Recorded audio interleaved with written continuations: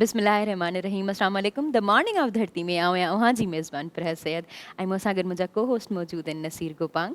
उम्मीद है अवां सब ठीक हूंदा, मज़े में हूंदा ऐं ईद जो गोश्त इंजॉय करे रहा हूंदा। बहरहाल मज़ाक भी करें, दिल ते न खणिजो। कंदा भी हूंदा बिल्कुलु। अञा ताईं बारबेक्यू पार्टीज़ वग़ैरह थियनि थियूं, हाँ, खोड़ तस्वीरूं दोस्त स्नैप्स शेयर वग़ैरह कनि मिलनि पियूं। पियूं हाँ असांखे। बिल्कुलु। बिल्कुलु सही था चओ तव्हां। ही हलंदो चेलम ताईं जीअं मां अॻे प्रोग्राम में चयो हलीम हलीम ठाहे खाइबो न सही, उनमें। बिल्कुलु सही था चओ।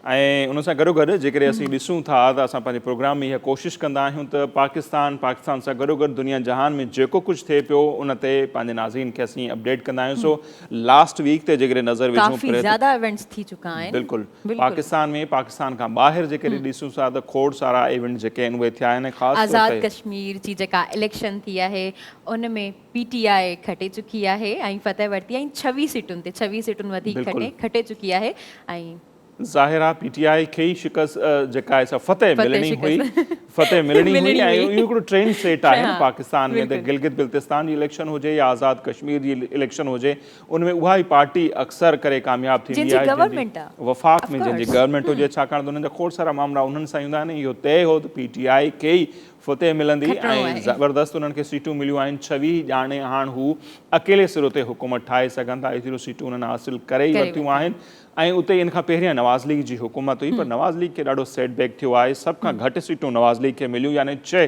सीटूं नवाज़ लीग खणी सघी आहे। पीपल्स पार्टी खे काफ़ी ज़बरदस्त सीटूं मिलियूं आहिनि जंहिंजो तादादु 11 ताईं आहे ऐं ॿिए नंबर ते वरी पार्टी थी उभरी आहे।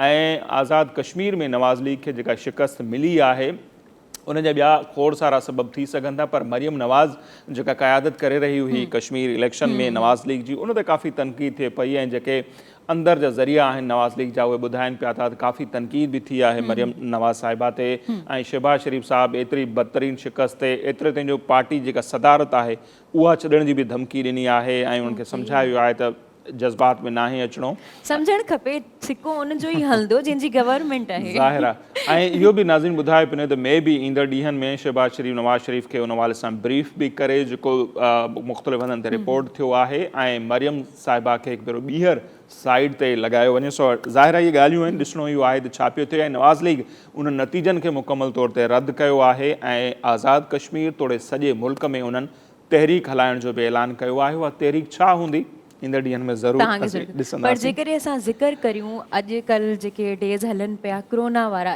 इवन ज़्यादातर जेको आहे उहो डेल्टा वायरस जो नालो हले पियो। जेका हॉस्पिटल ॾिसो उहा भरी पई आहे।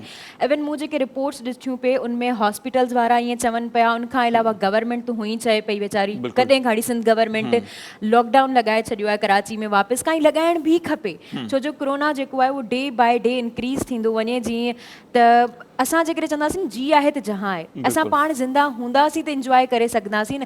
जेकॾहिं असां कुझु ॾींहं इंजॉयमेंट खे छॾे ॾिनो, पासे ते रखियो त असां अॻियां हली रही सघंदासीं। ईअं न त असांजो पूरो मुल्क ख़तमु थी वञे हलियो। दुनिया में जी जेकॾहिं ॻाल्हि कजे त दुनिया में कोरोना ख़तमु थींदी वञे या डिक्रीज़ थींदी वञे जेकॾहिं ॻाल्हि कजे, असां वटि उहा इंक्रीज़ थींदी वञे डे बाय डे। ऐं उनमें ज़ाहिर आहे असांजो पंहिंजो जेके आहिनि कोताहियूं आहिनि SOPs ते अमल न करणु, वैक्सीन स्टिल न लॻाइणु, उहो ई सबबु आहे जो हिकु भेरो ॿीहर ही वबा जेका आहे उन जेका 4 वेव आहे या चौथी लहर जेका आहे उहा ख़तरनाक साबित थिए पई। ऐं हाणे असद उमर साहब जेके आहिनि NCOC जा जेके सरबराह आहिनि उन्हनि इहो ऐलान कयो आहे त 31 अगस्त ताईं जेके माण्हू वैक्सीन न कराईंदा उहे पब्लिक डीलिंग जेके ऑफिसिस आहिनि उन्हनि में कमु न करे सघंदा। स्कूल ऐं यूनिवर्सिटियुनि जो जेके ट्रांसपोर्ट सां रिलेटेड जेके माण्हू आहिनि उन्हनि लाइ मस्ट हूंदो त वैक्सीन कराइनि। इवन जेके माण्हू वैक्सीन न कराईंदा मुल्क जे अंदरि हवाई सफ़र जेको आहे उहो न करे सघंदा। ऐं उन सां गॾोगॾु इन्हनि सभिनी खां मज़े वारी ॻाल्हि ॿुधायां, सिम बंदि थी वेंदी, सोशल अकाउंट्स बंदि थी वेंदा। उहो सूबाई हुकूमत सिंध हुकूमत ऐलान कयो, नासिर शाह साहब जो बयानु गुज़रियो आहे त उन्हनि जो सिम जेके सिम कार्ड ब्लॉक कया वेंदा। इहो बिल्कुलु सही तरीक़ो कयो अथनि त इन सां ई माण्हू सुधरंदा, न त माण्हू कॾहिं बि न सुधरंदा। केर बि वैक्सीन हणंदो, स्टिल माण्हुनि में डपु आहे त असां वैक्सीन हणंदासीं मरी वेंदासीं 2 सालनि खां पोइ।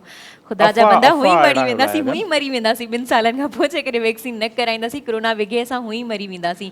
वैक्सीन करायो, मास्क पहिरियो। असां वटि इहो कॉन्सेप्ट आहे मास्क सां पायो वेठा आहियूं पर नक खां लाहियो वेठा आहियूं। नक ते पायो, नक ते पायो। जरासीम अंदरि वञी सघनि था।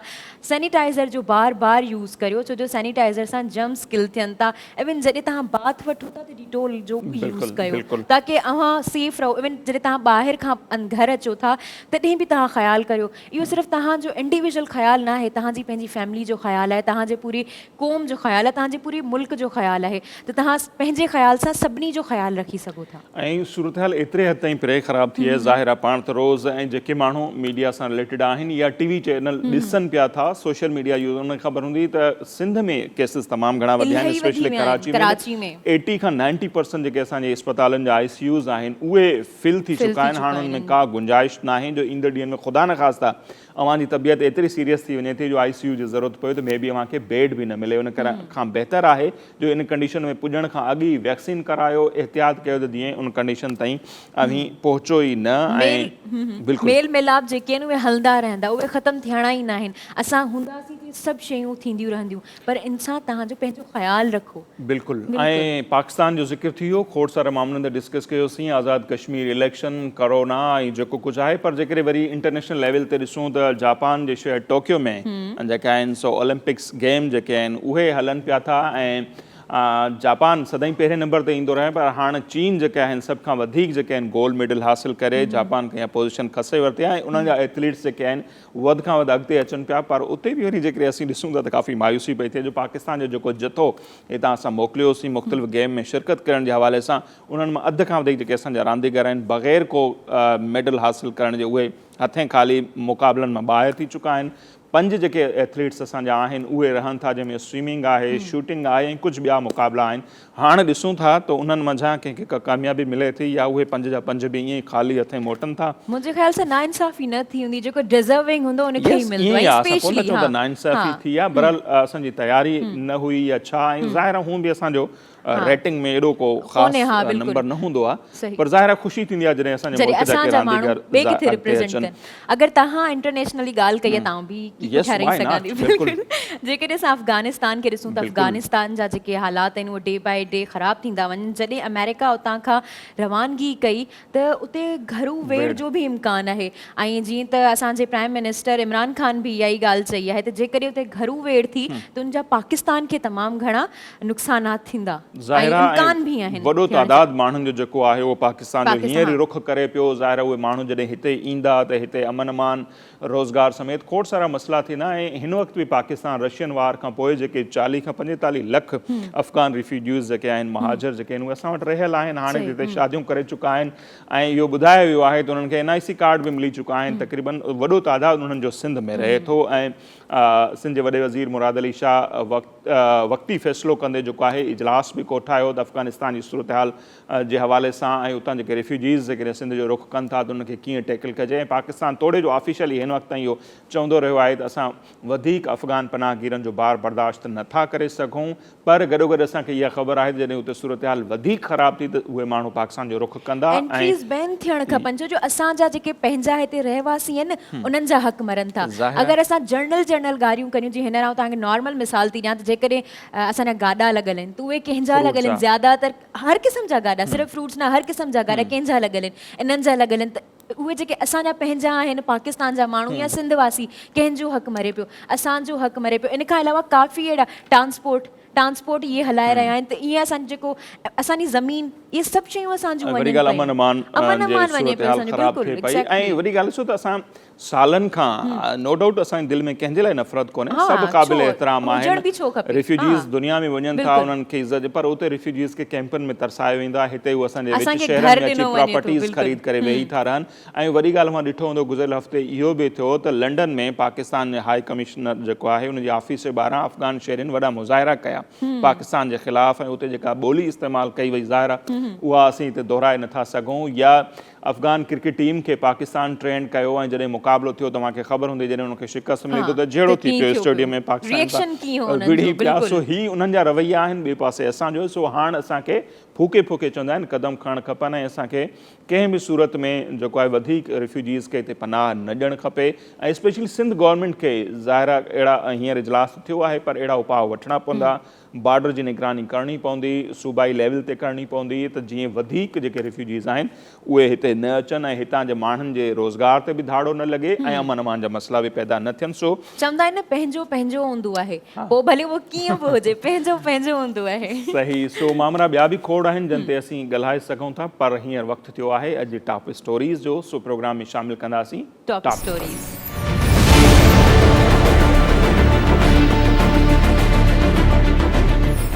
वैक्सीन न लॻाइण ऐं SOPs ते अमल न करण सबबि पाकिस्तान ख़ासि तौर ते सिंध में कोरोना जा केस तेज़ी सां वधण लॻा, इस्पतालुनि में गुंजाइश घटिजण लॻी। सिंध हुकूमत पारां हिकु हफ़्ते ताईं सख़्त लॉकडाउन लागू करण जो फ़ैसिलो। आज़ाद कश्मीर इलेक्शन में बदतरीन शिकस्त बाद नवाज़ लीग में मौजूद इख्तिलाफ़ शिद्दत इख्तियार करे विया। शहबाज शरीफ़ पार्टी सदारत छॾण जी धमकी ॾेई छॾी।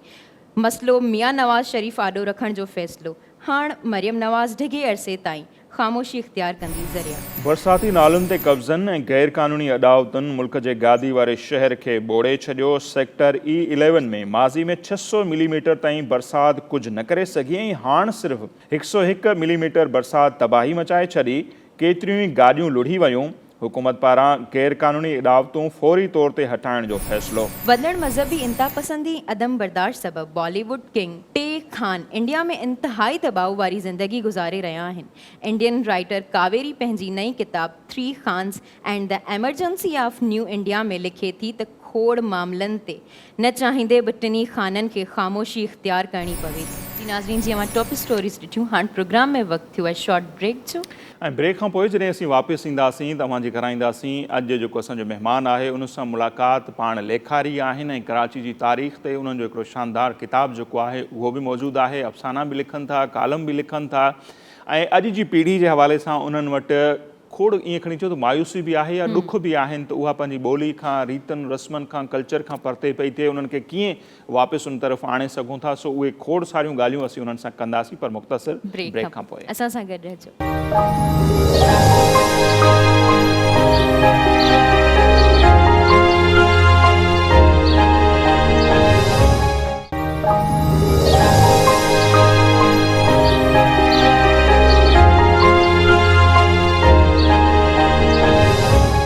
जी नाज़रीन, ब्रेक खां पोइ हिकु भेरो ॿीहर द मॉर्निंग ऑफ धरती में अवां सभिनी खे चऊं था भलीकार। हिन वक़्तु प्रोग्राम में जंहिं महिमान शख़्सियत असांखे जॉइन कयो आहे पाण बहितरीनु लेखक आहिनि। तारीख़ सां उन्हनि जी तमामु घणी दिलचस्पी आहे ऐं कराची जे हवाले सां उन्हनि जो जेको किताबु आहे उहो नो डाउट तारीख़ में हिकिड़ी अलॻि हैसियत रखे थो ऐं उहो किताबु जॾहिं हुनजो नालो खणंदुसि ऑलरेडी अवां सम्झी वेंदा त अॼु जी असांजी महिमान शख़्सियत केरु आहे।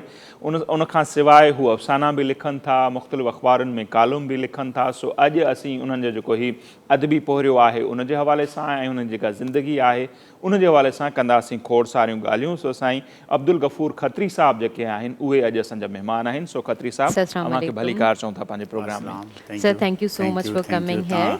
घुराया थैंक्स तव्हांजो। Thank U sir. असां उथंदे ई तव्हां खां पहिरियों सवाल इहो कंदासीं त तव्हां पंहिंजी लाइफ जी जर्नी जे बारे में असांखे ॿुधाइजो। 49 में मुंहिंजी पैदाइश आहे। जी।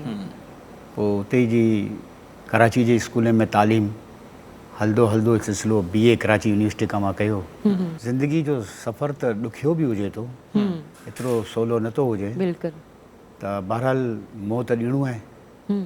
आए हैं दुनिया में तो जीना ही पड़ेगा, आहे न ज़हर है जीवन तो पीना ही पड़ेगा। त पोइ 72 ईयर मुंहिंजी एज आहे। त माशाअल्लाह दुनिया के अल्लाह से तव्हांखे सिहत ॾे, वॾी नमाज़ ॾे, ख़ुशि हुजो। त बहरहाल दुनिया के फेस करण जो अलाह साईं हौसलो ॾिने ने वरी इल्म जी दौलत से नवाज़े अलाह साईं जो वधीक महिरबानी। त पोइ बहरहाल ही सिलसिलो हलंदो पियो, तालीम सां गॾोगॾु ही अदबी सिलसिलो ही बि हलंदो पियो, हलंदो रहियो। त हाणे अञा तक टिल नाउ ही रवां दवा आहे। त इहो सिलसिलो शुरू किथां थियो? इहो लिखण जो जेको अव्हां में चाह थियो, शौक़ु थियो, पैदा कीअं थियो ऐं 68 खां बि लिखो पिया? ही सर 68 का असल में असांजे कबीलो आहे न, खत्री कबीलो, हिन जो असां अख़बार मंथली अख़बार कढियासीं नवाए खत्री। तू जो मां पाण एडिटर हुउसि। तू एडिटर ते त पोइ अचानक खोड़ ज़िम्मेदारियूं अचनि थियूं, जेको मज़ामीन ख़बरूं उनखे एडिट करूं, सुधारूं करूं। त पोइ सिलो त पोइ हुन सां गॾोगॾु हिकिड़ो शौक़ु पई वियो। त पोइ हीउ सिलसिलो हलियो। त जॾहिं अवां एडिटर थिया एज केतिरी हुई अवां जी उमिरि छा हुई? साईं 49 जी पैदाइश आहे, 68 में एडिटर हुउसि त तव्हां अंदाज़ो लॻायो मुंहिंजे ख़्याल घणी हूंदी 49 59 बहरहाल हितां खां सिलसिलो हलियो। पोइ रहियो ही सुवाल कि ही किताब लिखण जो जे कराची की कहानी तारीख़ की ज़ुबानी। हाँ मूं सोचियो कि अल्लाह साईं जॾहिं मूंखे हौसलो हिम्मत ॾिनी आहे शौक़ु ॾिनी आहे त मुंहिंजी धरती मुंहिंजी कराची जिते मूं ज़िंदगी जा एतिरा ॾुख सुख जा ॾींहं हिते गुज़ारियो त हिन जो बि त हक़ु आहे न मुंहिंजे मथे। बिल्कुलु। त हिन धरती ते एहसान न कयोसीं, हिन धरती जो सिर्फ़ु हक़ु हिनखे ॾिनोसीं हिन जी हिस्ट्री धरती जी लिखी करे। छो त हिन जी हिस्ट्री ही को अचानक को जज़ीरो समुंड मां को थियो न आहे, को तमामु पुराणी हिस्ट्री आहे हिन जी। त जॾहिं मूंखे इल्म में आई हिस्ट्री त मूं सोचियो कि यार हिन मुंहिंजे कराची जो हिस्ट्री दुनिया खे ख़बर हुअणी खपे ज़रूरु। सही। सर पोइ पुराणे कराची हाणे वारे कराची में अवां कहिड़ो फ़र्क़ु ॾिसो था? पुराणो मीन्स पहिरीं वार जॾहिं अवां जी पैदाइश खां पोइ जॾहिं अवां खे शऊर आयो उहो कराची कीअं सोणो हो? कराची वो जेको हाणे गुम थी वियो। सोणो कराची वो सुकून वो अमन वो सफ़ाई हुई शऊर वो। हींअर तालीम जो रेशो गो के वधियो आहे, पहिरीं खां वधीक आहे तालीम जो रेशो, लेकिन बसि हिकिड़ो डिसिप्लिन कोन आहे शहर जे अंदरि। डिसिप्लिन तमामु ख़तमु थी चुको आहे। उहो जेको पहिरीं असांजी लड़कपन जवानी में जेको इन जा जेको तौर तरीक़ा हुआ हू अंग्रेज़ दौर खां अची रहिया हुआ। त उहो अंग्रेज़ दौर जो जेको डिसिप्लिन सिस्टम उहो थोरो रहियो। पोइ मां सम्झां थो 70 खां पोइ सभु धर्म भरम थी वियो। बिल्कुलु तालीम जो रेशो वधियो आहे त जेको असां पढ़ियो आहे त तालीम सां माण्हुनि में शऊर ईंदो आहे। पर जो तालीम जो रेशो वधण जे बावजूदि न अॼु कराची में उहा सफ़ाई आहे, न उहा असांखे कानून ते अमल थींदे नज़र अचे थो, या उहे मैनर्स जेके अख़लाक़ियात जंहिंखे चऊं माण्हुनि में हुजणु खपनि उन्हनि जी खोट रहणी कहणी असांजी वॾी ख़राब थी वई आहे। ही तव्हांखे ॿुधायां थो 70 खां पोइ तालीम जो रेशो त वधियो, लेकिन उहो कमर्शियल तालीम आई। तालीम कमर्शलाइज़ थी हुई। हाणे उहो स्टूडेंट ओनली पढ़े हेतिरे लाइ थो कि बाबा BA कयां BSc कयां या पंहिंजी डिग्री वठां सुठी को मूंखे सर्विस मिले या ॿाहिरि हली वञा बसि। हाणे हुन सां गॾोगॾु जहिड़े ॿाहिरि मुल्क में मीन्स यूरोप आहे, यूरोप में इख़लाक़ी तालीम बि ज़रूरी हुजे थी। 70 खां पोइ इख़लाक़ी तालीम जो रेशो तमामु ख़तमु थी वियो। हाणे जॾहिं तालीम ॾियण वारा कमर्शियल इदारा थी विया त वठण वारा बि उहो बसि एज़ ए कमर्शियल इन्हनि खे डील कयूं। पर हिकु किताबु आहे साईं जो मूंखे ॾेखारियो त असां पंहिंजे ॾिसंदड़नि खे ज़रूरु ॾेखारींदासीं। हुनजो टाइटल वग़ैरह जेको आहे अवां ई ॾेखारियो, कराची की कहानी तारीख़ की ज़ुबानी। साईं जो हीउ किताबु आहे ऐं काफ़ी जेको आहे लाभाइतो किताबु आहे। जेकॾहिं कराची जी हिस्ट्री अवीं सम्झणु चाहियो था, हितां जी रहणी कहणी, हितां जी तारीख़, हितां जा माण्हू, उन दौर में छा कुझु हो, सो उहो सभु कुझु जेकॾहिं अवीं सम्झणु चाहियो था। जीअं गुल हसन कलमती साहिब जो नो डाउट ज़बरदस्त किताबु आहे कराची सिंध जी मारी। उनखां पोइ जेकॾहिं वरी हिन किताब ते असीं नज़र विझूं था त इंतिहाई शानदार किताबु आहे। सो हिन किताब जे बारे में ज़रूरु ॼाणणु चाहींदासीं। अवां इहो त ॿुधायो त धरती जो हक़ अदा करण जे लाइ हीउ किताबु लिखियो। हिन किताब में मसला एॾो वॾो किताबु आहे, छा छा आहे, कहिड़नि मौज़ूअनि खे अवां टच कयो आहे? ही गोपांग साहब मसलो इहो कि हमेशह माण्हू सुठो लिखनि था, जेकी उर्दू सिंधी अंग्रेज़ी में जेकी किताब लिखिया आहिनि जेको कराची बाबति, हू उनजी ज़मीनी हिस्ट्री ते त तबसरो बि कनि था, तारीख़ जो हवालो बि ॾियनि था, मगर मूं ॾिठो कि हू इन जा जेको तहज़ीब तमदन सोशल हिन ते बेस न कयूं। त हिन में थोरो वधीक अज़ाफ़ो मां ही कयोसीं कि इन जा जेको कराची जी 65 खां अॻु ते जेको कराची जी जेको तहज़ीब हुई तमदन हो, इन जा सोशल एक्टिविटीज़ हुयूं, रहण सहण जा तरीक़ा हुआ, खाइण पीअण जा जेको अशिया हुयूं, बाज़ार में मिलण वारियूं अशिया हुयूं। अच्छा ॿियो एंटरटेनमेंट तफ़री जा छा मौक़ा हुआ, ज़रिया छा हुआ, उन ते बहस कयूं। उहे सभु शयूं आहिनि जी। ऐं असां जेतिरो ॾिठो आहे जेको पढ़ियो आहे मूं त कराची पार्टीशन खां अॻु में तक़रीबन 135 खां 40 लॻभॻि सिनेमा हुयूं या थिएटर हॉल हुआ, उन्हनि सभिनी जो हवालो बि हूंदो। अॼु उहो कुझु नज़र ई कोन थो अचे। साईं तमामु असां त साईं रहूं था, असांजा एज जा माण्हू आऊं कोन, असांजी एज जा माण्हू रहनि था। जिते को सिनेमा टुटे थो असांजे दिलि जे अंदरि कुझु टुटे थी। सही छो त असां ज़िंदगी गुज़ारिया आहियूं थिएटर सिनेमा हॉल हुआ साईं, थियोसॉफिकल हॉल हो, ड्रामा हलंदा हुआ, आदम जी ऑडिटोरियम हो, कहिड़ा कहिड़ा हॉल हुआ, आर्ट काउंसिल जे अंदरि ई ड्रामा थींदा हुआ, त हू सभु सिनेमा हुआ। तफ़री गो के मुनफ़रिद महदूद हुई लेकिन लाजवाब तफ़री हुई।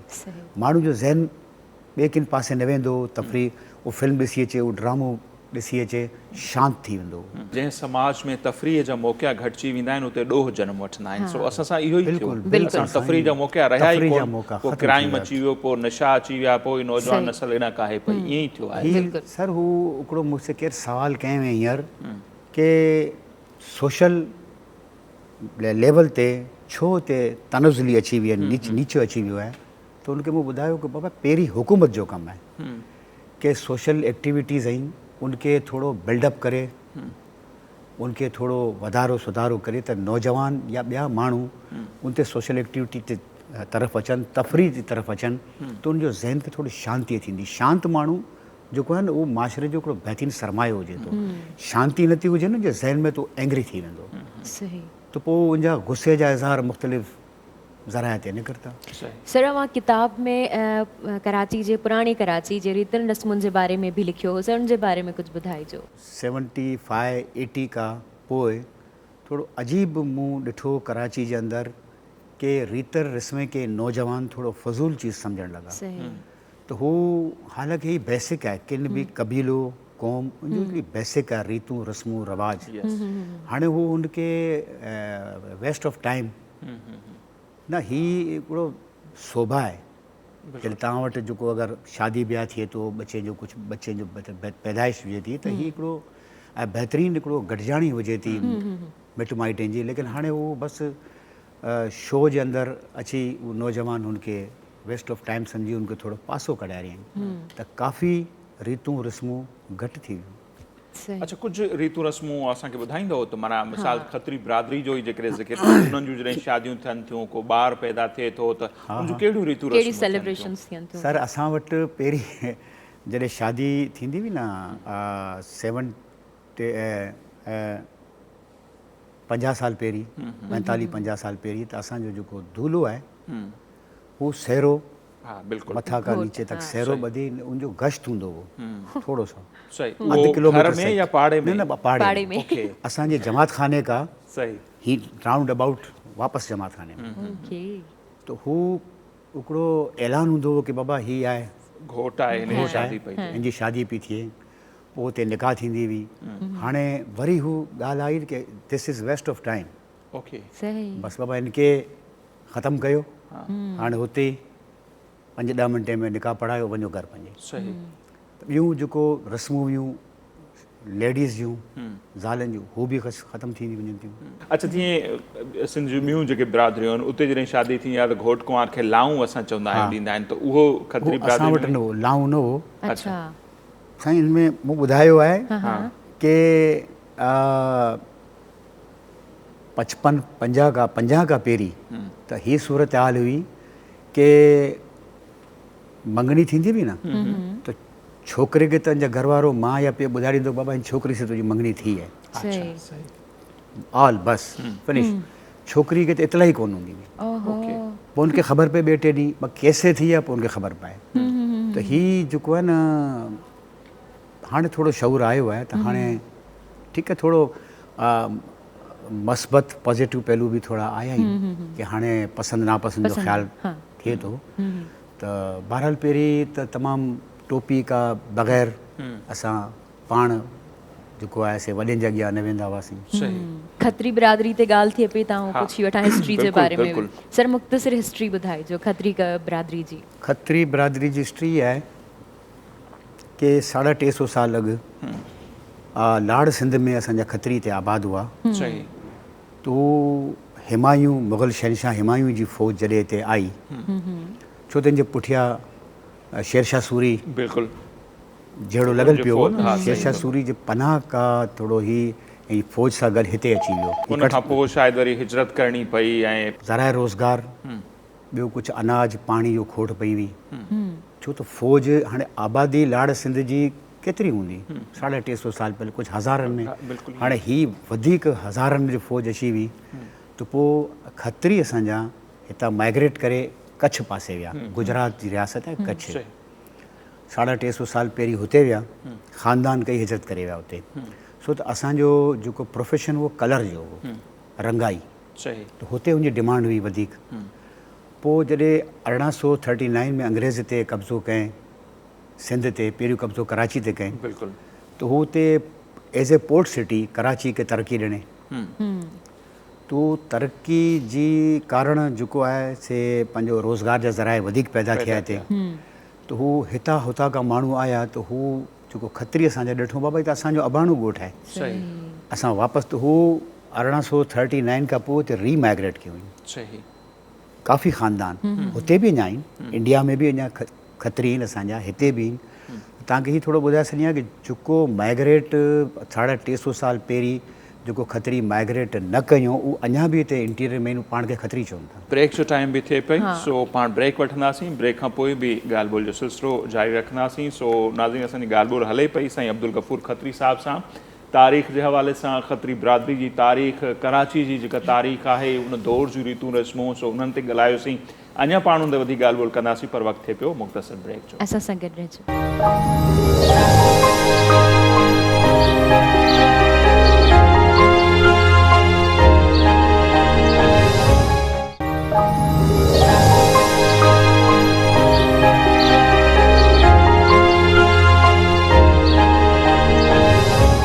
जी नाज़रीन ब्रेक खां पोइ हिकु भेरो ॿीहर अव्हांखे चऊं था भली कार ऐं साईं अब्दुल गफ़ूर खत्री साहिब असां सां गॾु मौजूदु आहिनि सो उन्हनि सां असांजी कचहरी हली पई सो खत्री साहिब वरी अव्हांजे जेकॾहिं अचूं अफ़साननि तरफ़ तव्हां अफ़साना बि लिखिया कालम बि लिखो पिया ऐं अव्हांजो जेको मशहूरु अफ़सानो तलाश नाले सां सिंधी मैगज़ीन में बि किस्तवार छपियो सो उनजी जेकॾहिं बैकग्राउंड या पस मंज़र जे हवाले सां ॿुधायो त कहिड़े पस मंज़र में लिखियलु आहे पस मंज़र मोहन जो दाड़ो हो ओके हू जहिड़ो मूंखे बसि शौक़ु थियो की अफ़सानो जेको आहे धरती सां अगरि लाॻापियलु हुजे त सुठो रहे न सही ज़बरदस्त त हू मूं उन किरदार खे हुते मोकिलियो मुंहिंजो दड़े में त हू राति थी वञे त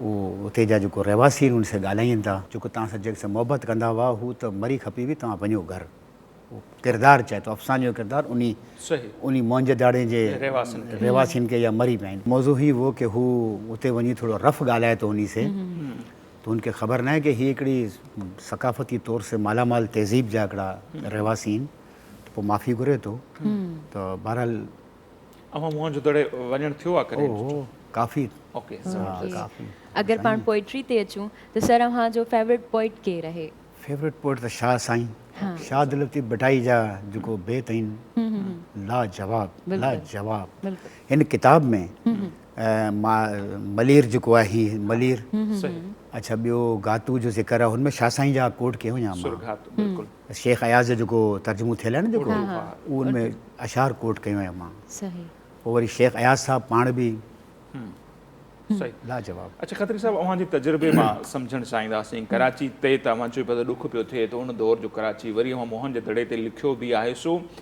सिंधी क़ौम उहा जंहिं 5000 साल पहिरीं मोहन जो दड़े जहिड़ा तारीख़ी शहर पे अॼा असां दुनिया ते हुकुमरानी पे कई कराची जहिड़ा शहर जंहिं कलकत्ते खे कॉम्पीट पे कयो ऐं एशिया जो सभ खां ख़ूबसूरत या साफ़ सुथरो शहर जमशेद नसरवान जी मेहता जे दौर में हो सो उहे असीं ज़वाल तरफ़ छो वियासीं उन जा कारण अव्हांखे छा था नज़र अचनि त वक़्त सां गॾु दुनिया अॻिते पियो वञे असीं पुठिते पिया वञूं छो असल में 47 खां पंहिंजो बंटवारे खां पोइ अलाए छा थियो कि न सिर्फ़ु कराची बल्कि पूरो पाकिस्तान सक़ाफ़ती समाजी इख़लाक़ी थोरो ज़वाल ते अची वियो ये ॾुख जी ॻाल्हि आहे सबब त हूंदा न सबब छा ॿुधायां साईं सबब बेशुमार आहिनि बेशुमार सबब आहिनि हिकिड़ो कोन आहे अलाए छो लाइ 47 खां पोइ स्लो मोशन में ग्रेजुअली नीचे अची वियो हर चीज़ एजुकेशन इख़लाक़ समाज तमामु चीज़ नीचे उनमें असांजा जेके हुकुमरान चऊं वक़्त जा पोइ उहे चूंडियल हुजनि या ग़ैर चूंडियल हुजनि या जेके असांजा अदीब जेके समाजी अॻवान उन्हनि जी केतिरी ज़िम्मेवारी आहे उन्हनि जूं केतिरियूं कोताहियूं रहियूं अदीब जेको आहे न उहो इख़्तियार नथो हुजे हुन वटि अदीब ओनली पॉइंट आउट करे सघे थो कि बाबा ही कोताहियूं आहिनि, ये ख़राबियूं आहिनि, लेकिन हुनखे इम्प्लीमेंट त जेको बाइख्तियार इदारो कंदो या बाइख्तियार माण्हू कंदा, हू इंट्रस्टेड न आहिनि, त उहो निशानदेही त करे करे हू त मरी खपी विया वीचारा अदीब या शाइर। त पोइ हाणे छा कजे, जो इम्प्लीमेंट करण वारी बाइख्तियार माण्हू जेको आहे हुनखे इंट्रस्ट न आहे, त पोइ हिन हाल ते पहुची वियो आहे। सर लैक ऑफ इंट्रस्ट जो रीज़न छा आहे? ख़बर नथी पए, पैसे जी दौड़ आहे या अलाए इंट्रस्ट न आहे, ख़बर नथी पए। बसि हली रहियो आहे सिलसिलो, असीं सभु हली रहिया आहियूं, तव्हां हली रहिया आहियो, मां पाण हली रहियो आहियां। बहरहाल पर सुठा नथा हलूं, असां जेको हाल आहे न उहो ॾाढो बदहाल खणी अचूं, हलूं त पिया ज़ाहिर मायूस बि नाहे थियणो। मायूस न थियो, रसूल बख्श पली जो चवंदो त शाइर, अदीब, दानिश्वर, सहाफ़ी इहे क़ौम जा डॉक्टर हूंदा आहिनि। जेकॾहिं डॉक्टर मायूस थी वियो त मरीज़ जी छा कंडीशन थींदी? ही जेका एॾी आवाम आहे, पाण बि मायूस न आहियां, अदीब दानिश्वर त कोन्हे, मां मायूस न आहियां। सही, मूंखे अंदाज़ो आहे कि कॾहिं को वक़्तु ईंदो, ज़रूरु ईंदो, थोरो जो वधीक न त थोरो माज़ी जी तरफ़, शानदार माज़ी जेको हो हुन तरफ़ बि वापसि मोट खाए थी। ऐं ज़ाहिर दुनिया में ईअं थियो आहे, सालनि खां पोइ मोट थिए थी। अच्छा, जेकॾहिं अचूं खत्री साहिबु, अॼु जी नौजवान नसल जो त खोड़ अवां ॻाल्हियूं ॿुधायूं, उहे अॼु जेको मोबाइल जो दौरु आहे, इंटरनेट जो दौरु आहे, उन दौर में उहे किताबनि सां केतिरो चाह रखनि था, केतिरो पढ़नि था, स्पेशली हिस्ट्री जा जेके किताब आहिनि, दिलचस्पी का नज़र अचे पई नौजवान खे? न उहो पाण जी जेको टेक्स्ट बुक आहिनि हुनमें इंट्रस्ट न आहे उनजी, उनजी माउ पीउ हुनखे उते ट्यूशन था मोकिलिनि ज़ोर ज़बरदस्ती, उतां अचनि वापसि ई मोबाइल ते। केतिरो नुक़सानु पियो थिए हिन सां? साईं इख़लाक़ी हिकिड़ो त एजुकेशनल त उनखे लॉस थी रहियो आहे, इख़लाक़ी नुक़सानु थी रहियो आहे तमामु इख़लाक़ी नुक़सान में छा छा हिनजे अंदरि आहे। हाणे 24 कलाक मुंहिंजो माउ या पीउ उनजे मथे निगरानी त कोन करे रहियो, उहो नुक़सानु थी रहियो आहे। हाणे कंहिंखे ख़बर न आहे, लेकिन जॾहिं पाणी सर तां गुज़री वेंदो, पोइ उन वटि मोबाइल खसे वठंदा त पोइ पाणी गुज़री वियो। पोइ खत्री साहिबु, जेकॾहिं असीं दुनिया खे ॾिसूं था त कुझु मुल्कनि में मुंहिंजो बि ॿाहिरि वञण जो तजुर्बो थियो आहे, वहाँ जो बि थियो हूंदो, या असीं मूवीज़ ॾिसूं था त ट्रेनुनि में जेकॾहिं माण्हू सफ़र था कनि, यूरोप में, अमेरिका, कैनेडा, जर्मनी, उते उन्हनि किताब असांखे नज़र अचनि था। एयरपोर्ट हुजनि, रेलवे स्टेशन हुजनि, उते लाइब्रेरियूं आहिनि, किताब आहिनि। हालांकि हीअ टेक्नोलॉजी त उन्हनि वटि पहिरियों पहुती इंटरनेट ऐं मोबाइल जी, पर अॼु बि हू किताबनि, उते किताबनि जी हिकिड़ी कापी लखनि में सेल थी थिए, 500 कापियूं में छपजनि थियूं, उन मां अधु खां वधीक एज़ाज़ी कापी था ॾेई छॾनि। सो हू त अॼु बि किताबनि सां लाॻापियल आहिनि, असीं छो न? हिकिड़ी किताब जा केतिरा ई एडिशन छपजनि था हुते।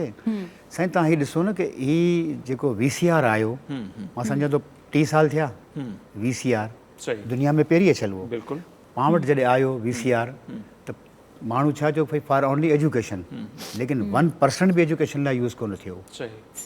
उहो इंडियन फिल्म लाइ मिसयूज़ थियो, त हिते केरु तवजो ॾिनई?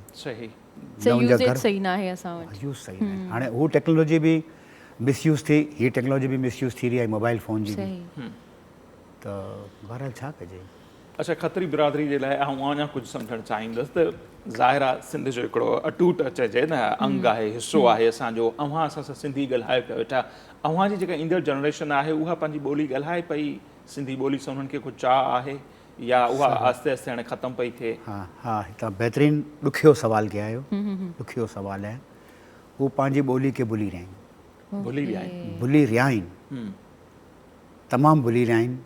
हालांकि हू हिकिड़ो मुफ़क्कर हो, अलाए मूंखे नालो विसरी वियो आहे, हू चए थो की ॿोली जेको आहे न, मां ॿोली, हू जड़ जान आहे उन कबीले जी, उन क़ौम जी, लेकिन जड़ जान खे छॾे रहिया आहिनि। त हू बहरहाल पंहिंजे रूट्स खां कट थी रहिया आहिनि। हाणे हू हिकिड़ो चवनि था की हीअ असां नए फैशन में अची विया आहियूं। फैशन जो मतिलबु हीअ न आहे की तव्हां पंहिंजी मां ॿोली खे छॾे ॾियो, लेकिन छॾे रहिया आहिनि। अफ़सोसनाक आहे। पर असां वटि ईअं थींदो आहे त स्कूल्स में इंग्लिश ॻाल्हाई वेंदी आहे ऐं उर्दू बि ज़्यादा प्रिफर कई वञे थी, इन वजह सां। मगर बीबी घर जे अंदरि त उनसे ॻाल्हायो, घर जे अंदरि उनसे नथा ॻाल्हाइनि मां ॿोली में, मसइलो ई आहे। इहो वॾो मसइलो आहे। अच्छा, जेकॾहिं वरी अव्हां जो लिखण पढ़ण सां तालुक़ु आहे त ज़ाहिर आहे अदबी गैदरिंग्स में बि वेहो था, माण्हुनि सां मिलो था, जेकॾहिं यूथ ॾांहुं अचो, जेके नौजवान राइटर लिखनि पिया था, उन्हनि खे बि पढ़ो था या उन्हनि जे लिखणियुनि में दमख़म अव्हांखे नज़र अचे थो? बिल्कुलु साईं। यूथ जेको जेतिरो घटि लिखे थी, लेकिन लिखे थी न त तमामु बेहतरीन लिखी रही है। उनमें चाहे अफ़साना हुजनि, चाहे शायरी हुजे, चाहे जेको आहे माग मकान जेका आहिनि, तारीख़ी माग मकान सिंध जा, हुनजे मथे जेको उनजी रिसर्च आहे तमामु लाजवाब आहे। उनखे मतिलबु हिकिड़ो शौक़ु आहे, कुदरती शौक़ु आहे। मगर हाणे वरी ॻाल्हि हुजे अचे थी की भई इन शौक़ खे अहिड़ा माग मकान जे मथे पाण पंहिंजो ख़र्चो करे वञनि था, उन ते रिसर्च कनि था, त बैक में उन खे थोरो मदद खपे, कल्चर डिपार्टमेंट जी कंहिंजी मदद खपे। मगर हू न आहे, हू पाण वीचारा कनि था सभु। त हीउ वधीक न हली सघंदो हीउ सिलसिलो। छा पिया तयारी कयो? ही त शाहकार किताब अवां असांखे ॾिनो, ईंदड़ अवां जी हिकु ज़ाहिर प्लानिंग्स हूंदी त छा ते कमु पियो हले? फ़िलहाल त साईं हाणे एज वाइज़ थकी पियो वञा थोरो, सची ॻाल्हि आहे, एज वाइज़ थकी पियो वञा। हाणे इहा आहे की हिन जो ॿियो एडिशन जो प्रोग्राम आहे नेक्स्ट मंथ में, अलाह साईं ख़ैर करे इंशाल्लाह। त हू अचंदो। पोइ हाणे थोरा सिलसिला अख़बारनि में आर्टिकल इहे अचनि था, थोरो अफ़सानो जेको ई आयो, हुन खां वरी ॿियो हिकिड़ो अफ़सानो ते हली रही आहे राइटिंग। त बहरहाल जेको लिखण वारो माण्हू हुजे थो न, हू वेही नथो सघे ख़ामोश, उनजो बसि अलाए छा आहे, नथो वेही सघे। हू चए थो की मुंहिंजो कुझु फालतू वक़्तु, मुंहिंजे प्रोफेशन खां फालतू वक़्तु मिले थो, उहो हिन जे अंदरि आउं सर्व कयां त सुठो आहे। बाहू जो आहे न, जोदम गाफ़िल सोदम काफ़िर, सानू मुर्शिद ईअं पढ़ाया हो। सो लिखण पढ़ण वारो माण्हू जेको गाफ़िल त रही माना कंहिं बि पल खे ज़ाया त करे कोन थो सघे। सो उहा ई ॻाल्हि। सो अव्हां जी फैमिली मंझां कनि ॿियनि खे चाह आहे लिखण सां, त उहो बि लिखण वारी तरफ़ अचनि या हिन फील्ड में? मुंहिंजा पुट बि न, कोई बि न, उनका न आहे, इंट्रस्ट ई न आहे। अलाए छा मूंखे बाबा हिनखे चवां थो की बाबा थोरो मुंहिंजा आर्टिकल थोरो पढ़ी करे थोरो तबसरो कयो। न, हाणे उनखे नई नस्ल खे अलाए शौक़ु ई कोन आहे, हिस्ट्री सां शौक़ु। अव्हांखे कीअं शौक़ु थियो? शौक़ु ऐं ज़ौक़ु मतिलबु को पुठियां ख़ानदान में केरु हो या माहौल मिलियो तव्हांखे? न, पाण मिलियो, पाण मिलियो शौक़ु। सभु ईंदे वेंदे अव्हां खां आख़िरी सवाल कंदासीं त अव्हांजो फेवरेट गुलूकार केरु आहे, पसंदीदा? फेवरेट गुलूकार त लॻे थो त म्यूज़िक सां साईं खे सुठो लॻाव आहे। साईं फेवरेट गुलूकार आबदा परवीन। मां सम्झां थो को हिन जहिड़ी को गायक आहे कोन साईं, को उनमें शक ई न आहे। साईं जॾहिं ही ॻाए थी न, त ही डुबी करे ॻाए थी, ॿुधण वारे खे बि चाहे थी की बाबा तूं बि अच ॿुध, ॿुधी करे सुण तूं मूंखे, तोखे पोइ मज़ो ईंदो। ईअं मथां ॻाल्हि न ईंदो। साईं उर्दू कलाम हुजे, सिंधी कलाम हुजे, दी एंड आहे साईं जी। गुलज़ार जेका कबीर ते उन्होंने सीडी आंदी है ना, गुलज़ार जो वॉइस ओवर आता, गुलज़ार कहते हो ना, वो जब मौला को पुकारती है तो ऐसे लगता है कि हाँ मौला ज़रूर उनकी बात सुनता होगा। उनमें एतिरो वाकई चाह है, उनमें एतिरी हू खणी चइजे न सुरूर आहे। ही वरी सूफ़ी गायक आहे न, ही वरी सूफ़ियत में यूरोप ते वञी ने थोरो पंहिंजो लेक्चर बि ॾिने में न, त ही इनखे अंदाज़ो आहे कि सूफ़ियाना कलाम कीअं ॻाइजे। सही। सो असां ज़रूरु चाहींदासीं, तमामु घणी महिरबानी, तव्हां वेंदे वेंदे असांजी नौजवान नस्ल जेका ॿुधाए पिया त पंहिंजे रीतियुनि रस्मनि खां बि कटिजे पई, उहे बि उन्हनि खे फज़ूल पियूं लॻनि, किताबनि खां कटिजे पई, पंहिंजी ॿोली खां कटिजे पई, किताबनि ॾांहुं उनजो चाह कोन्हे। उन्हनि खे छा पैगाम ॾींदो त हू कीअं वापसि मोटी अचनि या इन्हनि शयुनि खे अपनाइनि त जीअं हू पंहिंजी तारीख़ खे संवारे वञनि, पंहिंजो सम्झनि, पंहिंजो कनि उन्हनि खे अची करे। तारीख़ जेको आहे न हिकिड़ो अफ़सानो न आहे, फज़ूल चीज़ न आहे। तारीख़ पढ़ो, हिन मां जेको आहे से क़ौमे जा उरूज ने ज़वाल ॾिसो, क़ौमूं कीअं तरीक़े सां उरूज ते वियूं या कीअं नीचे आ वियूं, त हीअ तारीख़ बि तव्हांखे ॾेखारींदी। ॿियो ही की तव्हां जेको आहे मां ॿोली हुनखे न छॾियो। नंबर 2, तव्हां तालीम जो जेको आहे न ओनली कमर्शियल पहलू खे न ॾिसो, इन जो इख़लाक़ी पहलू खे बि ॾिसो, ॿिया जेका पहलू आहिनि उनखे बि ॾिसी तालीम हासिलु कयो। ने ॿियो बुक सां दोस्ती रखो, चाहे बुक कहिड़ी बि हुजे, तारीख़ जी हुजे या कहिड़ी बि बुक सां दोस्ती रखो, तव्हांखे सुकून ऐं शांती मिलंदी। बिल्कुलु। सो तमामु घणी महिरबानी अब्दुल गफ़ूर खत्री साहिबु असांखे टाइम ॾिनो। नाज़रीन, खत्री साहिब जो ॻाल्हियूं मां ॿुधियूं ऐं ॻाल्हि उहा ई आहे त बिल्कुलु जेकॾहिं असां किताबनि सां दोस्ती कयूं था त नो डाउट किताब असांखे तमामु घणो कुझु सिखण जे लाइ ॾियनि था ऐं ज़िंदगीअ जी मुख़्तलिफ़ फील्ड्स में अॻिते वधण जे लाइ ही एॾी मदद कंदा आहियूं, तसवर कोन था करे सघो।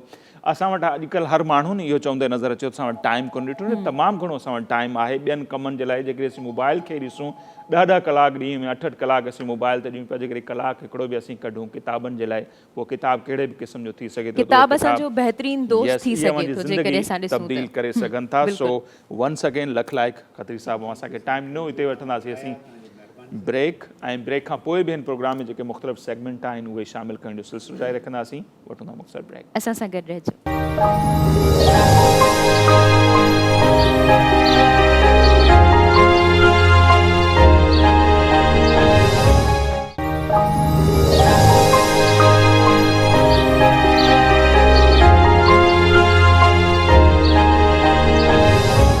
वेलकम बैक नाज़रीन। हाणे प्रोग्राम में वक़्तु थियो आहे सोशल मीडिया राउंडअप जो, जंहिंमें असां तव्हांखे मुख़्तलिफ़ पिक्चर्स ऐं वीडियोज़ ॾेखारींदा आहियूं। छो जो सुबुह जो टाइम हूंदो आहे त कुझु फन बि थी वञे ऐं कुझु इन्फॉर्मेशन बि अव्हांखे मिली वञे।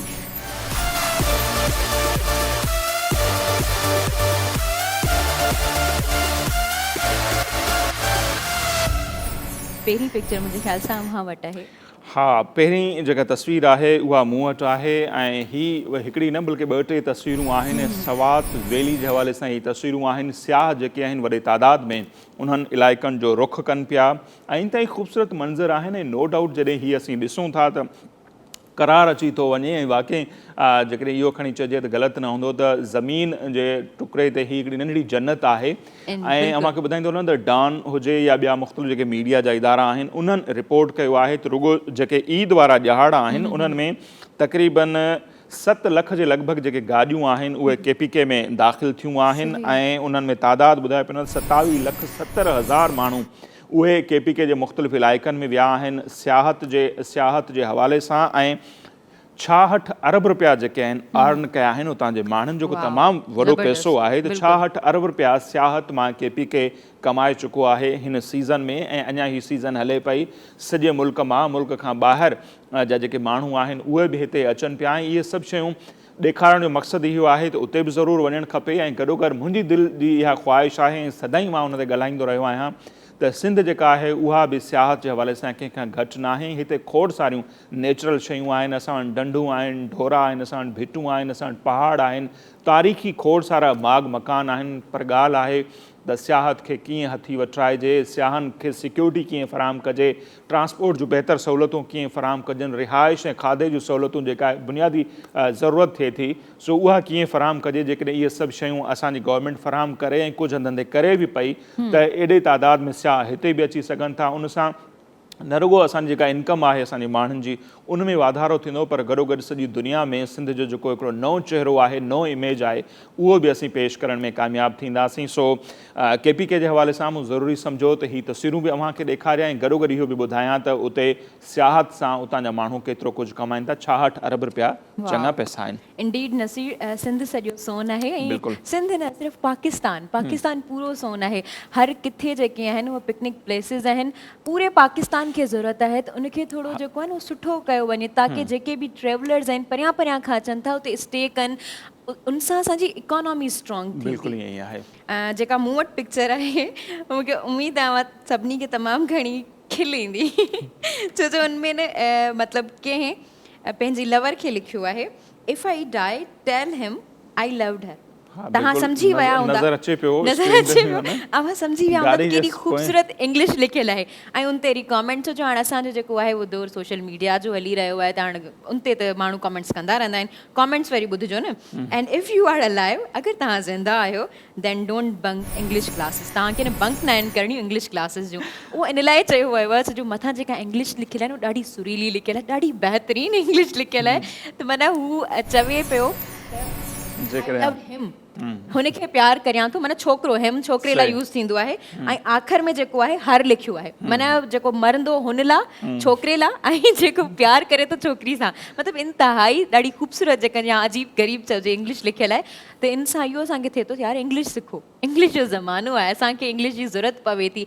इवन असांखे जेके बुक्स आहिनि उहे सभु इंग्लिश में आहिनि, असांजे जेको कोर्सिस आहिनि उहे सभु इंग्लिश में आहिनि। जेके असांजा तक़रीबन जेके आहिनि ॿार नौजवान यूथ जेका आहे उनखे आउट ऑफ कंट्री वञण जो तमामु घणो शौक़ु आहे। त प्लीज़ जेको कॉमेंट लिखियल आहे न उन ते ज़रूरु ध्यानु ॾियो त इंग्लिश जूं जेके क्लासिस आहिनि उनखे बंक न करियो, इंग्लिश जूं क्लासिस जेके आहिनि उहे रेगुलरली वठो। इवन उन ते ध्यानु बि घणे खां घणो ॾियो। जेके असां वटि एप्स वग़ैरह आहिनि उन्हनि खे यूटिलाइज़ करियो। इवन असां वटि जेको आहे सोशल मीडिया ते या जेको प्ले स्टोर जी ॻाल्हि करियां त प्ले स्टोर ते काफ़ी ज़्यादा एप्लीकेशन्स आहिनि अवेलेबल असां वटि जंहिं तां असां इंग्लिश सिखी सघूं था, प्रोनाउंसिएशन उन जी सभु शयूं सिखी सघूं था। सही आहे, सिखी सघूं था। बहरहाल लॻे थो छोटी सी दुनिया जेको ड्रामो हो अब्दुल कादिर जुड़ेजो साहब जो उहो न ॾिठो। जंहिंमें जानू जर्मन हिकिड़ो मशहूरु किरदारु इहो त हूंदो आहे, ॿुधल आहे उन्हनि जी मूंखे। जेका अंग्रेज़ी हूंदी आहे उहा बि कमाल जी हूंदी आहे। सो असांखे अहिड़ी अंग्रेज़ी बि जेका आहे सो खपे थी, जस्ट किडिंग। हा, सो माण्हू खे मज़ो थो अची वञे जॾहिं अहिड़े क़िस्म जा जुमिला असीं लिखियल ॾिसूं था, ॻाल्हाइनि बि था। खोड़ सारा सोशल मीडिया ते हिकिड़ो किरदारु ज़ाहिर थियो, हाणे नालो न खणिजे त बहितर आहे, पर उहे जेके अंग्रेज़ी ॻाल्हाइनि था उहा बि ॾाढी कमाल जी आहे। सो इहो बि हिकिड़ो रंग आहे। सो ज़ाहिर आहे सिखणु खपे अंग्रेज़ी, न इख़्तिलाफ़ न आहे। अलाए मूंखे कॾहिं न सेखारियो। सो बहरहाल हाणे अॻिते वधूं था। ऐं मूं वटि जेका ॿी तस्वीर आहे, पहिरीं सवात वैली जूं तस्वीरूं अव्हांखे ॾेखारियूंसीं, हाणे सिंध वैली जूं तस्वीरूं बि थी वञनि। सो बारिश खां पोइ कराची खां वठी थरपारकर ताईं जा जेके मुख़्तलिफ़ मंज़र आहिनि उहे अव्हांखे ॾेखारियूं था। हीअ मुख़्तलिफ़ तस्वीरूं अव्हां ॾिसी वठो, स्पेशली थरपारकर जूं तस्वीरूं आहिनि। फोकस रहियो आहे मुसलसल 3-4 प्रोग्रामनि खां त बारिशूं आहिनि। थर सिंध जा ॿिया जे कोहिस्तान वारो इलाइक़ो हुजे, कराची में गॾाप वारो इलाइक़ो हुजे, सो उहे बि घुमण जहिड़ा थी चुका आहिनि। खोड़ माण्हू वञनि बि था ऐं असांखे वञण बि खपे। सो ही मुख़्तलिफ़ रंग अव्हांखे सिंध वैली जा असीं ॾेखारियूं पिया त बारिश खां पोइ सिंध में कहिड़ा कहिड़ा मंज़र जेके नज़र अचनि पिया। ऐं सिंध में बि खोड़ सारा माण्हू जेके आहिनि उहे वञनि पिया घुमण। बिल्कुलु नाज़रीन, अव्हांखे हिकिड़ो टॉप सीक्रेट ॿुधाए थी वठां त असल में नसीर खे पैसा मिलियल अथव। उहे अहिड़ी अहिड़ी पिक्चर्स ॾेखारनि ऐं तव्हां सभु हुते घुमण वञो ऐं नसीर खे पैसा मिलनि। इन जे करे तव्हां घर में कोरोना जी जेको आहे उहा हींअर वबा इंक्रीज़ थींदी वञे डे बाय डे, घर में वियो मार्च कराची में घणा केसिस थियनि पिया ऐं तव्हां जेकॾहिं मास्क पायो था, वैक्सीन करायो था, उन खां पोइ वञी सघो था। टोक्यो में ओलंपिक्स गेम थियनि पिया, दुनिया अलाए किथे पियो वञे। असां जेको आहे सो बहरहाल। अच्छा, मूं वटि जेका पिक्चर आहे नसीर उहा तव्हां ॾिसंदा त तव्हांखे ॾाढी वणंदी। मुंहिंजे ख़्याल जेके नाज़रीन वेठल आहिनि असांजा, जेके असांखे ॾिसी रहिया आहिनि, उन सभिनी खे वणंदी। असां वटि चयो वेंदो आहे न, जोड़ियूं जेके आहिनि उहे आसमान ते ठहंदियूं आहिनि ऐं बेशक जोड़ियूं जेके आहिनि उहे आसमान ते ई ठहंदियूं आहिनि। हा, ख्वार ज़मीन ते थींदियूं आहिनि। सही था चओ, ख्वार जेके आहिनि उहे ज़मीन ते ई थींदियूं आहिनि, पर जोड़ियूं ठहंदियूं आसमान में आहिनि। हीअ जेका जोड़ी अव्हांखे ॾेखारी, इहो ॿुधो आहे सूरी तव्हांजी ॻाल्हि, जो असां वटि जोड़ा दर्ज़ी ठाहींदो आहे न। न न, उहे जोड़ा ॿिया आहिनि, उहे ड्रेसिस आहिनि। अच्छा, हीअ जेके तव्हां स्क्रीन ते कपिल ॾिसी रहिया आहियो, उहा जेका वुमेन आहे उहा 105 जी आहे ऐं जेको तव्हां मैन वेठल आहे उहो 106 सालनि जो आहे ऐं उहा पंहिंजी हिकिड़ी वेडिंग एनिवर्सरी सेलिब्रेट करे रहिया आहिनि। त हिन मां असांखे मतिलबु इहो बि फील थिए थो त माण्हू कहिड़ी बि उमिरि में हुजे, ज़िंदा दिलि हुजे, असां इंजॉय करियूं हर लम्हे खे, हर पल खे। असांखे न आहे ख़बर सुभाणे छा थियण वारो आहे। गानो जेको आहे न शाहरुख खान जो गानो जेको कल हो न हो, या इहो बि जियो तो ऐसे जियो जैसे हर पल आखिरी हो, सो एंजॉय कयो। त मतिलबु असांखे ख़बर न आहे सुभाणे छा थियण वारो आहे, छा थींदो, असांखे कुझु बि ख़बर न आहे। त जेको तव्हां वटि हींअर आहे, प्रेज़ेंट आहे, उनखे तव्हां न खुली दिलि सां इंजॉय करियो। ऐं हीअ तव्हां कपिल ॾिसी सघो था त उन्हनि खे एतिरा इयर्स थी विया आहिनि, 25 में शादी कई हूंदी, हेतिरनि सालनि खां हिक ॿिए खे बर्दाश्त करे रहिया आहिनि। मतिलबु इन्हनि खे दाद ॾियणु खपे त इन्हनि जी बर्दाश्त जी इंतिहा आहे। ऐं मज़ाक थी कयां, बर्दाश्त न, पर रिश्तनि में ईअं ई मोहबत हुजणु खपे। असां हिक ॿिए खे जॾहिं मोहबत कंदा आहियूं, हिकिड़ी अंडरस्टैंडिंग हूंदी आहे न, त असांजा रिश्ता ईअं ई एवर लास्टिंग हूंदा आहिनि। हमेशह असांजो पोइ मिसाल ॾिनो वेंदो आहे, उते रिश्तनि खे इंजॉय कबो आहे, निभायो वेंदो आहे, नो डाउट असां वटि बर्दाश्त कबो आहे। सो सही पिया चओ। सो हाणे अचूं था वीडियोज़ जी तरफ़। ऐं सुबुह सुबुह जो माहौल आहे, जीअं इंट्रो में ई अव्हांखे पहिरियों चयो, सो अहिड़ियूं तस्वीरूं अव्हांखे ॾेखारींदा आहियूं या अहिड़ियूं वीडियोज़ जेके अव्हांखे खिलण जे अव्हांजे जो सबबु बणिजनि, एंटरटेन कनि अव्हांखे। सो ऐं ज़बरदस्त मूं वटि जेका हीअ वीडियो आहे, नंढड़ी ॿारड़ी आहे ऐं का तक़रीब आहे घर में, उनमें रक़्स करे थी। उमिरि उनजी छिके ते मुंहिंजे ख़्याल में 4, 4.5 या 5 साल हूंदी, पर जेके उनजूं अदाऊं आहिनि, उते जेके वेठल माण्हू आहिनि, उहे बि उनखे दाद ॾियण खां रही न सघिया आहिनि। नो डाउट जॾहिं इहा वीडियो मूं ॾिठी त आउं बि उनखे दाद ॾियण खां रही न सघियुसि। ऐं काफ़ी भेरा मूं उहा वीडियो ॾिसी त छा त उन नंढड़ी जा जेके अंदाज़ आहिनि, सो अव्हां बि ॾिसो ऐं सुबुह सुबुह हिन वीडियो खे इंजॉय कयो। लटका झटका जेके चइजनि, माशाल्लाह, मतिलबु कीअं करे रही आहे, बेली डांस केॾी ख़ूबसूरत करे रही आहे, माना ट्रेंड आहे बाक़ाइदा, हथनि जा इशारा, उते जेके माण्हू वेठा आहिनि उहे ई पिया कनि। बिल्कुलु एक्सप्रेशन। तव्हांखे ख़बर आहे, हिकिड़ो जर्नली केरु ॻाल्हाईंदो आहे, उहो लॻंदो आहे स्पीच पियो करे, या केरु डांस करे रहियो आहे, या केरु हली रहियो आहे, या कुझु बि ॻाल्हाए रहियो आहे, उनमें अगरि एक्सप्रेशन्स मौजूदु हूंदा आहिनि, शइ तॾहिं वणंदी आहे, तॾहिं मज़ो ईंदो आहे उन शइ खे वधीक ॾिसण में। पंहिंजनि ॿारनि खे हिमथायो, इहे ॿार जेके आहिनि अॻिते हली दुनिया में लीड कंदा। ऐं जेका ई असां वटि हिकिड़ो जेको ट्रेंड थो हले, वधंदड़ अदम बर्दाश्त जेका आहे, वधंदड़ इंतिहा पसंदी, ॿियो छो इहे रवैया असांखे खाई में पिया धिकनि ॾींहों ॾींहुं आर्ट फन लिटरेचर ही अहिड़ियूं शयूं आहिनि जेके असांखे अॻिते वधी ईंदियूं असांजो जेको इमेज आहे दुनिया में बहितर खां बहितर थी सघे थो उन्हनि जे थ्रू सो इन्हनि खे हिमथायो अहिड़नि ॿारनि खे ऐं पाड़ेसरी मुल्क में ॾिसो त राग खे रक्स खे उन्हनि ॼण तकिड़ो दीन धर्म जो हिसो आहे उते अकेडमीज़ ठहियल आहिनि पर असां वटि उनखे ॾाढो ऑकवर्ड सम्झो थो वञे सो ईअं न हुजणु खपे ऐं इन्हनि ॿारनि खे नौजवान खे हिमथाइणु खपे असां वटि ग़लति वर्ड यूज़ कया वञनि था अगरि के सिंगिंग जे हवाले सां या डांसिंग जे हवाले सां लेकिन इहो हिकु आर्ट आहे इन खे एप्रिसिएशन ॾियणु खपे अच्छा तव्हां इहा वीडियो ॾेखारी आहे त मूं वटि बि इन टाइप जी वीडियो आहे जी नाज़रीन तव्हांखे नज़र टाइप जी त न आहे हुननि जो वरी मां वरी हुनजो कुझु उन्हनि जी तशरीह जेका आहे मूंखे पहिरियों ॾेखारी आहे सो इन करे असां वरी पेपर आउट कराईंदा आहियूं पाण में सो ॾिसी वठो वीडियो पोइ वरी जेके मुंहिंजा कमेंट हूंदा अच्छा इन वीडियो में अव्हांखे नज़र अची रहियो हूंदो त वरमाला या हिंदुनि जी कंहिंजी शादी आहे हिंदुनि में असांजे जेको आहे हिंदू भाइर जेके आहिनि उन्हनि में इहा रस्म हूंदी आहे मूंखे ॾाढी इहा रस्म वणंदी आहे बल्कि मूंखे हिंदुनि जूं जेके सभु रस्मूं आहिनि न उहे ॾाढियूं अट्रैक्टिव लॻंदियूं आहिनि ऐं ॿियो तव्हांखे ख़बर आहे हिंदुनि जूं रस्मूं पाण सिंधियुनि जूं रस्मूं आहिनि छो जो असल बेसिकली जेके सिंधी आहिनि उहे हिंदू आहिनि इहा ॻाल्हि मञबी त उन्हनि जूं ई रस्मूं आहिनि जेके असांजूं तक़रीबन रस्मूं आहिनि त मूंखे इहे रस्मूं ॾाढियूं वणंदियूं आहिनि और रस्म में तव्हां ॾिसी रहिया हूंदा जेका वरमाला आहे हू छोकिरी त मतिलबु ईज़ीली पाए छॾी मतिलबु जेको मुड़ुसु आहे या घोट आहे उहो माना राज़ी आहे शादी में पर तव्हां छोकिरी खे ॾिसी रहिया हूंदा आख़िर ताईं मिसकिन भॼी रही आहे इहो तव्हां न पेरेंट्स बि ॾिसी वठो त माना कंहिं छोकिरी ते न ज़बरदस्ती न करे न त शादी में ईअं फशरी थी सघे थी भई अलाए मज़ाक पे करे वाकई ईअं लॻे थी ईअं त जेतिरो भॼे पई न त घोट जेको आहे उहो बेज़ारी थी मज़ाक में दिलि जी ॻाल्हि पई करे हली वञ मज़ाक में दिलि जी ॻाल्हि ऐं लॻे बि थो घोट साहिब जो कदु ॾिसो उमिरि ॾिसो न्याणी जी उमिरि ॾिसो उनजो कदु ॾिसो सो ज़ाहिर आहे ही उहो ई आहे वीचारी हुते भॼण जी कोशिशि थी करे असां वटि ईअं थींदो आहे न घोट खे त घोड़े ते विहारींदा हुआ कंहिं दौर में हाणे त कारूं अची वियूं आहिनि पर कुंवार जे लाइ पालकी हूंदी कंहिं दौर में सो पालकी हुन वटि आहे कोन सो पेरनि सां भॼे पई उमर शरीफ हिकिड़े शो में ॾाढा ज़बरदस्त कमेंट चया हुन चयो त आपको पता है कि दूल्हे को घोड़े पे क्यों बिठाया जाता है क्यों बिठाया जाता है कि वो भाग न सके नहीं भाग सके मतलब उनखे चयो वेंदो आहे त आख़िरी लास्ट ऑप्शन आहे अव्हांखे जेकॾहिं भॼणु चाहियो था त भॼी वञो न त सॼी ज़िंदगीअ जे लाइ उमिरि कैद जी सज़ा अव्हांखे लॻण वारी आहे न पर लगाम घोट वटि थोरी हूंदो आहे लगाम घोट वटि न भॼण वारा भॼी बि विया सो ही वीचारे ॾाढो भॼण जी कोशिशि करे पई काश को हुनखे घोड़ो वोड़ो मिली वञे सो ही हुयूं कुझु तस्वीरूं कुझु वीडियोज़ ऐं इहे सभु कुझु ॾेखारण जो मक़सदु इहो हूंदो आहे तव्हांजे सुबुह खे असीं यादगार ख़ुशगवार बणायूं सो उनमें असीं केतिरो कामयाबु थियूं था पंहिंजे फीडबैक खां असांखे ज़रूरु आगाह कंदा कयो हिते वंस अगेन वरी वक़्तु थिए पियो ब्रेक जो ऐं ब्रेक खां जॾहिं असीं वापसि ईंदासीं अॼु जेका असांजी ॿी महिमान शख़्सियत आहे जर्मनी खां उहा कही आई आहे ज़िंदगीअ जो गचर सो उन्हनि जर्मनी में ॾिनो आहे पर हुनजी दिलि जेका आहे अॼु बि सिंध सां गॾु धड़के थी ऐं हू सिंध में घणो कुझु करणु चाहिनि था स्पेशली ज़रात वारी फील्ड में सो उन्हनि जो जेको तजुर्बो आहे उनखे असीं सम्झण जी कोशिशि कंदासीं अव्हां ताईं उन्हनि जो पैगाम पहुचाईंदासीं त मे बि अव्हां मुंहिंजा कुझु शयूं जेके हिन मां एडॉप्ट करे पंहिंजी ज़रात में जिदत आणे सघो था सो ॻाल्हियूं कंदासीं उन्हनि सां पर ब्रेक असां सां गॾु रहिजो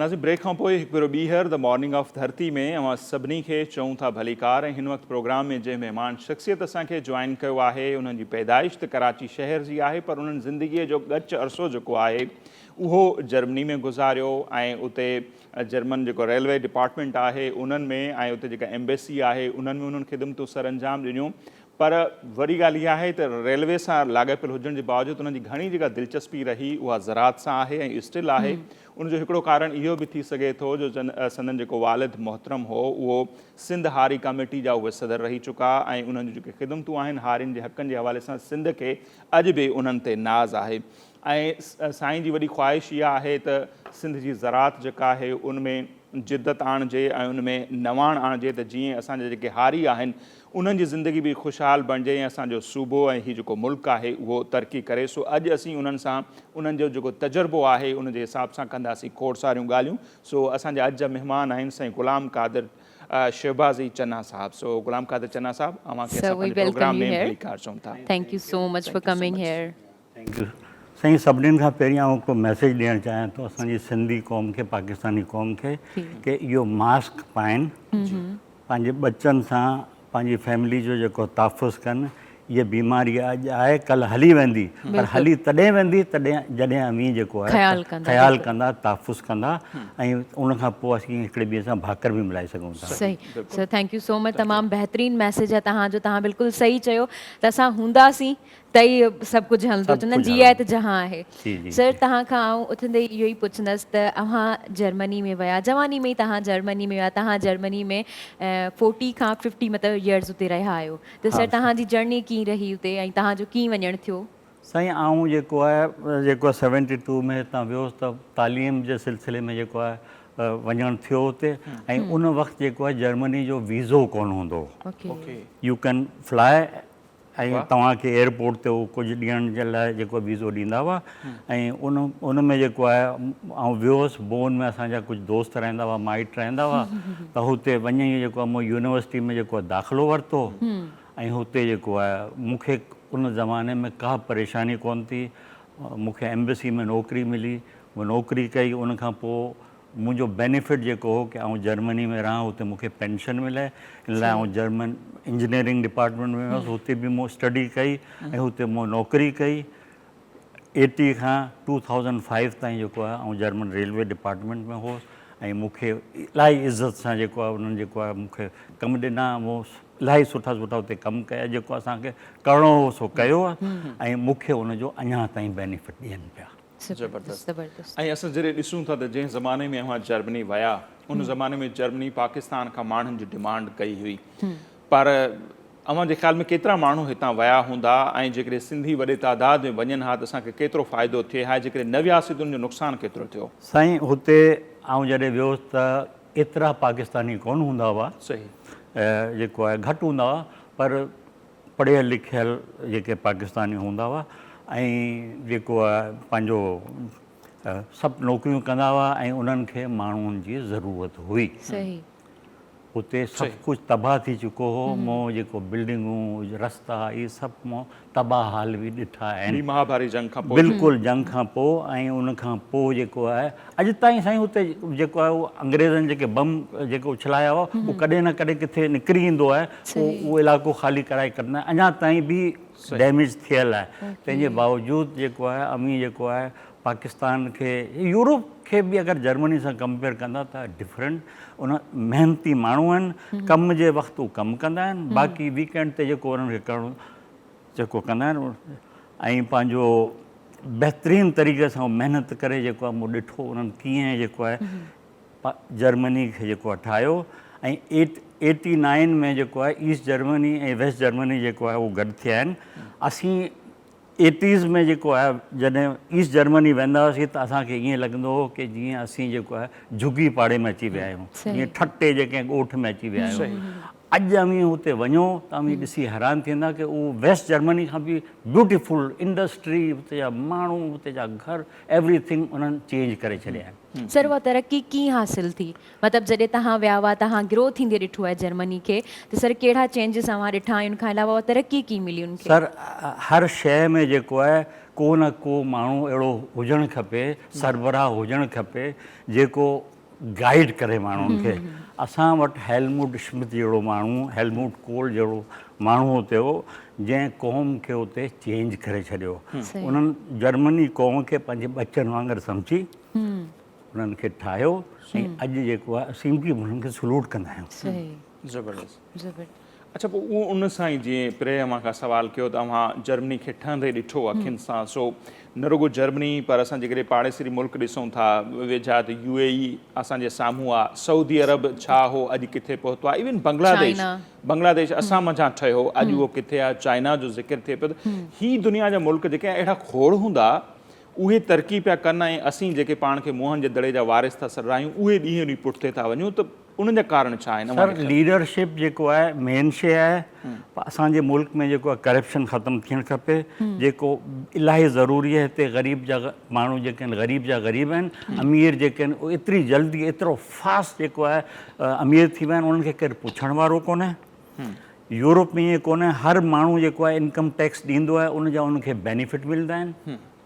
एतिरा बहितरीनु बेनिफिट मिलंदा आहिनि कि जेको माण्हू हुते नौकिरी कंदो आहे उनखे साल में उहो पंहिंजा जेके बि ख़राजात पेट्रोल जा ॿिया शया सभु ॾेखारींदो आहे हुते त उनखे बाक़ाइदे एतिरी सुठे पैसा वापसि मिलंदा आहिनि कि उहो हॉलीडेज़ जेको आहे उन मां कंदा आहिनि, रिफंड थियनि था। हा बिल्कुलु हिकिड़ो पैसो जेको आहे हुते कंहिं शइ जी बेईमानी कोन्हे। हुते जे माण्हुनि खे जेको असीं कॾहिं कॾहिं मज़ाक़ कंदा आहियूं कि असां वटि त खीर में पाणी, त चवंदा वॉट, असां वटि त जेको आहे पंहिंजो गोश्त जे अंदरि पंचिंग, चवंदा हा हाउ इट इज़ पॉसिबल, हैरान थी वेंदा आहिनि, सम्झनि कि आउं मज़ाक़ पियो करियां। इहे शयूं जेको आहे असां वटि को सुठो जेको आहे लीडर अचे ऐं लीडर जे पुठियां जेको आहे क़ौम हूंदी आहे। ज़ैड भुट्टो आयो, उन इलाही सुठा कमु कया, माण्हुनि उनखे ॿुधो, he was hero of Sindh of Pakistan. असां वटि अहिड़ा माण्हू अचणु खपनि जेको क़ौम लाइ कनि, क़ौम लाइ कंदा। पैसो अॼु आहे कल्ह जेको आहे ख़तमु थी वेंदो, पर जेको माण्हू जेको क़ौम लाइ इज़त सां कमु कंदो उनखे हमेशह, जीअं क़ाइदे आज़म खे ॿियनि माण्हुनि खे सॼी दुनिया में माण्हू यादि कंदा आहिनि, तीअं जेको आहे इन्हनि खे बि यादि कंदा। ईअं कोन्हे कि इहे हितां जेको पैसो खणी अमेरिका हली आयो त हुते जेको आहे पैसा अॼु ईंदो कल्ह हलियो वेंदो, पर इज़त सही।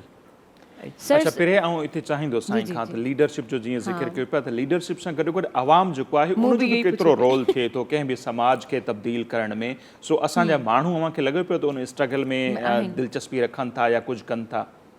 सर, असांजे माण्हुनि खे शुरू ई खां जेको आहे उन्हनि जेको आहे जाहिल रखियो आहे, ताकी जेको आहे इन्हनि खे असीं जेकी शइ चवंदासीं उहो कंदा। एजुकेशन जेको आहे उहो एतिरो ज़रूरी आहे असांजे बच्चनि खे। जेसि ताईं एजुकेशन कोन मिलंदी, उन्हनि खे हुनर कोन सेखारिबो, त इहे जेके आहिनि ईअं ई रहंदा। सियासतदाननि खे बेवकूफ़ माण्हू खपनि जेको उन्हनि खे अची जेको आहे वोट ॾियनि। इहे शइ बंदि थियणु खपे। असांजे स्कूलनि जे अंदरि जेको आहे ॻऊं मेयूं न ॿधल हुजनि, हुते बाक़ाइदे सुठा ट्रेंड मास्टर अचनि जेके मास्तर कराइण जे लाइक़ु हुजनि, उहे अची उन्हनि खे पढ़ाइनि, त साईं दुनिया में हर शइ चेंज थी सघे थी आहे। मूं दुबई एयरपोर्ट ॾिठो, झुगी हूंदी हुई, उते जा माण्हू बदवीन जेको आहे उनखे चइबो हो। अॼु आउं वेंदो आहियां, मूं पंहिंजो ख़्यालु बदिली छॾियो। अॻियां मूंखे अरब पसंदि कोन हूंदो, हाणे आउं वञी ॾिसंदो आहियां त मूंखे ख़ुशी थींदी कि वाक़ई हिननि कुझु कमु कयो आहे। असांजो सिंध जेको आहे उन वटि हर शइ आहे। असां वटि समुंड आहे जेको एतिरो इम्पोर्टेंट आहे, असांजी ज़मीनूं, असां वटि तेल आहे, असां वटि गैस आहे, हर शइ असां वटि आहे साईं। असीं दुनिया जा हिकिड़ी अज़ीम क़ौम थी सघूं था। पब्लिक असां सां गॾु कमु करे, महिनत करे, पढ़े, का शइ दुनिया में इम्पॉसिबल कोन्हे, हर शइ थी सघे थी। बिल्कुलु सर, अगर ॻाल्हि करियूं तव्हांजी चयो एजुकेशन जी ऐं टेक्निकल वर्किंग जी, सर, त असांजो पाकिस्तान किथे बीठल आहे एज़ कम्पेयर टू वर्ल्ड? अगरि आउं सची ॻाल्हि करियां त पाकिस्तान जे अंदरि जेको आहे हर बच्चो मूं ॾिठो आहे रुॻो चीटिंग करे ॿियनि तरीक़नि सां जेको आहे उहो पढ़ंदो आहे। ऐं उनखे इहे बि ख़बर कोन्हे कि जेको आहे कोलंबिया किथे आहे, फलाणी शइ किथे आहे, पेरू कहिड़े मुल्क में आहे, छा आहे, उन्हनि खे बेसिकली कंहिं शइ जी नॉलेज कोन्हे। असांजा डॉक्टर जॾहिं हितां यूरोप वेंदा आहिनि त उन्हनि जो इहो जेको सर्टिफिकेट उनखे क़बूल कोन कबो आहे। उनखे चइबो त 2 साल तोखे हिते स्टडी करणी, पोइ असीं ॾिसंदासीं कि तूं असांजे मयार ते आई या कोन्हे। उनखां पोइ जेको आहे बिलीव जेको आहे उन्हनि जो हिते इन लाइ कोन्हे कि हिते हर शइ थी चुकी आहे। छा रीज़न आहे इन जो? मतिलबु असां एतिरा पुठियां छो आहियूं एजुकेशन में? असांजा सियासतदान, असांजा जेके माण्हू जेके आहिनि, उहो हर हिकु माण्हू जेको आहे उहो जेको आहे चए बसि जल्दी तरक़ी करे, जल्दी पैसो अचे। भई अमी पढ़ो, अमी जनरल नॉलेज आणियो, अमी जेको आहे कमु करियो, एक्सपेरिमेंट करियो। जेको आहे हर माण्हू खे अलाह ताला जेको आहे चांस ॾिनो आहे कि कॾहिं न कॾहिं उन वटि पैसो ईंदो, पर कोशिशि करे उन शइ खे इज़त सां जेको आहे अॻियां वठी वञे त पॉसिबल आहे। सही। घर वेठे को माण्हू जेको आहे कुझु कोन कंदो, माण्हू खे ॿाहिरि निकिरणु खपे, कमु करणु खपे, महिनत सां जेको कमु कंदो बिल्कुलु जेको आहे उहो कामयाबु रहंदो। सही। अच्छा सर, अव्हां तालीम त टेक्निकल हासिल कई, रेलवे डिपार्टमेंट में अव्हां कमु कयो जितां अव्हां रिटायर, पर अव्हांजो घणो चाह जेको उहो ज़राअत न आहे। जीअं मूं इंट्रो में चयो त उहो छा बाबा साईं जे करे आहे। ऐं वरी जेकॾहिं इन ते अचूं त जर्मनी जी ज़राअत खे ऐं पाकिस्तान ख़ासि तौर ते सिंध जी ज़राअत खे जेकॾहिं भेटियो त असीं किथे बीठा आहियूं? साईं जेको ज़रात सां इन लाइ तालुक़ु आहे की असांजी पंहिंजी ज़मीनूं हूंदियूं हुयूं केटी बंदर में ठटे में माण्हू ज़मीन ते वेंदो आहे हुते ऑक्सीजन माण्हू खे मिलंदो आहे हुते जेकी शयूं गऊं मेंहियूं फलाणा ढुमका इहे ॾिसंदा आहियो तव्हांखे जेको एनवायरमेंट मिलंदो आहे ख़ुशी थींदी आहे। ऐं जर्मनी में वियोसि त हुते बि जेको आहे ऐं ॻोठनि में रहियोसि त इलाही मूंखे शौक़ु थियो ऐं मूं हुते जेको आहे बाक़ाइदे मुंहिंजो विज़न हो की कॾहिं पाकिस्तान अची जेको आहे इहो कमु करियां ऐं उन्हनि खां बाक़ाइदे वञी पुछंदुसि भई अवां इहो ॿिज छो विधो कीअं विधो हिन में छा कयो इहो कहिड़ी नसल जो ॿिज आहे हर शइ जे बारे में उहो मूंसां डिस्कशन कंदा हुआ ॿुधाईंदा हुआ। असां वटि पाकिस्तान में माण्हुनि खे आउं चवंदो आहियां की भई अमीं जेको आहे इन वण मां अव्हांखे जेको 5 किलो इहा शइ मिले पई असीं अव्हांखे शइ ॿुधायूं त अव्हांखे 20 किलो हिन मां मिलंदा इहे थोरी सी चेंजिंग अव्हांखे आणणी पवंदी इहा शइ थी वेंदी पर हिते जा माण्हू जेके आहिनि उहो अला हुजे जेको उन्हनि जे दिमाग़ में भूसो भरियल आहे चाहिनि ई नथा। मतिलबु असांजो हारी असांजो हारी जेको आहे उहो वीचारो उनखे ज़मींदार जेको आहे असांजो ज़मींदार बि ट्रेन हुजणु खपे या उहो को माण्हू रखे जंहिंखे इन लाइन जे बारे में ख़बर हुजे की भई इहे प्रोडक्ट जेको आहे कहिड़े तरीक़े सां थींदी ऐं इन में असांखे फ़ाइदो छा थींदो घटि पाणी जे अंदरि जेको आहे असांखे इहे प्रोडक्ट जेको आहे कहिड़े तरीक़े सां करणु खपे। ऐं सर मूं हिते जेको आहे ठटे जे अंदरि ग्रीन हाउस जेको आहे तक़रीबन इलाही घटि पैसनि में मूं पंहिंजे हथनि सां पाण ठाहियो 2 एकड़ जेको आहे इलाही कम जेको आहे पैसनि में ऐं उन जे अंदरि मूं यूरोप जा अफ्रीका जा ॿिज हिते लॻाया सभु लॻी विया पर हुते जा माण्हू जेके आहिनि उन्हनि खे जेको आहे ख़बर ई कोन्हे की इहे कहिड़ी इम्पोर्टेंट शइ आहे की सभु जेके ढाई छॾियो। सर इन ते ॿुधंदासीं मज़ीद ॻाल्हाईंदासीं पर ब्रेक जो टाइम थी वियो आहे। ब्रेक वठंदासीं उन खां पोइ जीअं साईं ॿुधायो त मुख़्तलिफ़ तजुर्बा हिननि ठटे में कया कहिड़ा फसल आहिनि जेके हिते थी सघनि था या जंहिंजो एक्सपेरिमेंट तजुर्बो करे चुका आहिनि ऐं उनजो नतीजो छा निकितो उहे ऐं अञा ॿिया खोड़ सारा सवाल आहिनि जेके असीं गुलाम कादिर चन्ना साहब खां कंदासीं सम्झणु चाहींदासीं पर ब्रेक खां पोइ।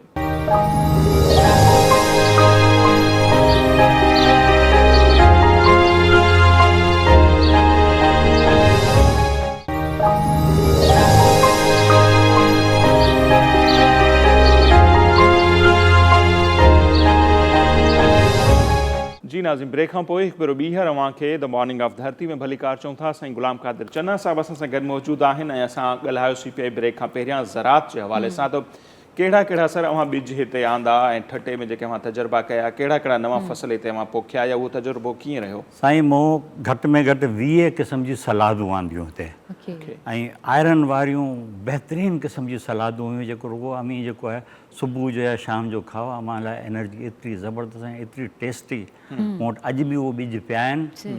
ऐं मुंहिंजो जेको ग्रीन हाउस आहे उहो माण्हुनि झोरे छॾियो आहे मूंखे भॼाइण जी कोशिशि पिया कनि त ऐं ॿिज अञा आंदा आहिनि ऐं थी सघे थो की जेको आहे मूं हिकिड़ो ग्रीन हाउस अञा बि कंप्लीट तयारु करे रखियो आहे मूं वटि सॼी मशीनरी पई आहे ऐं 24 आवर जे अंदरि तक़रीबन जेको आहे 1/2 एकड़ खे आउं पाण मैन्युफैक्चर करे सघां थो।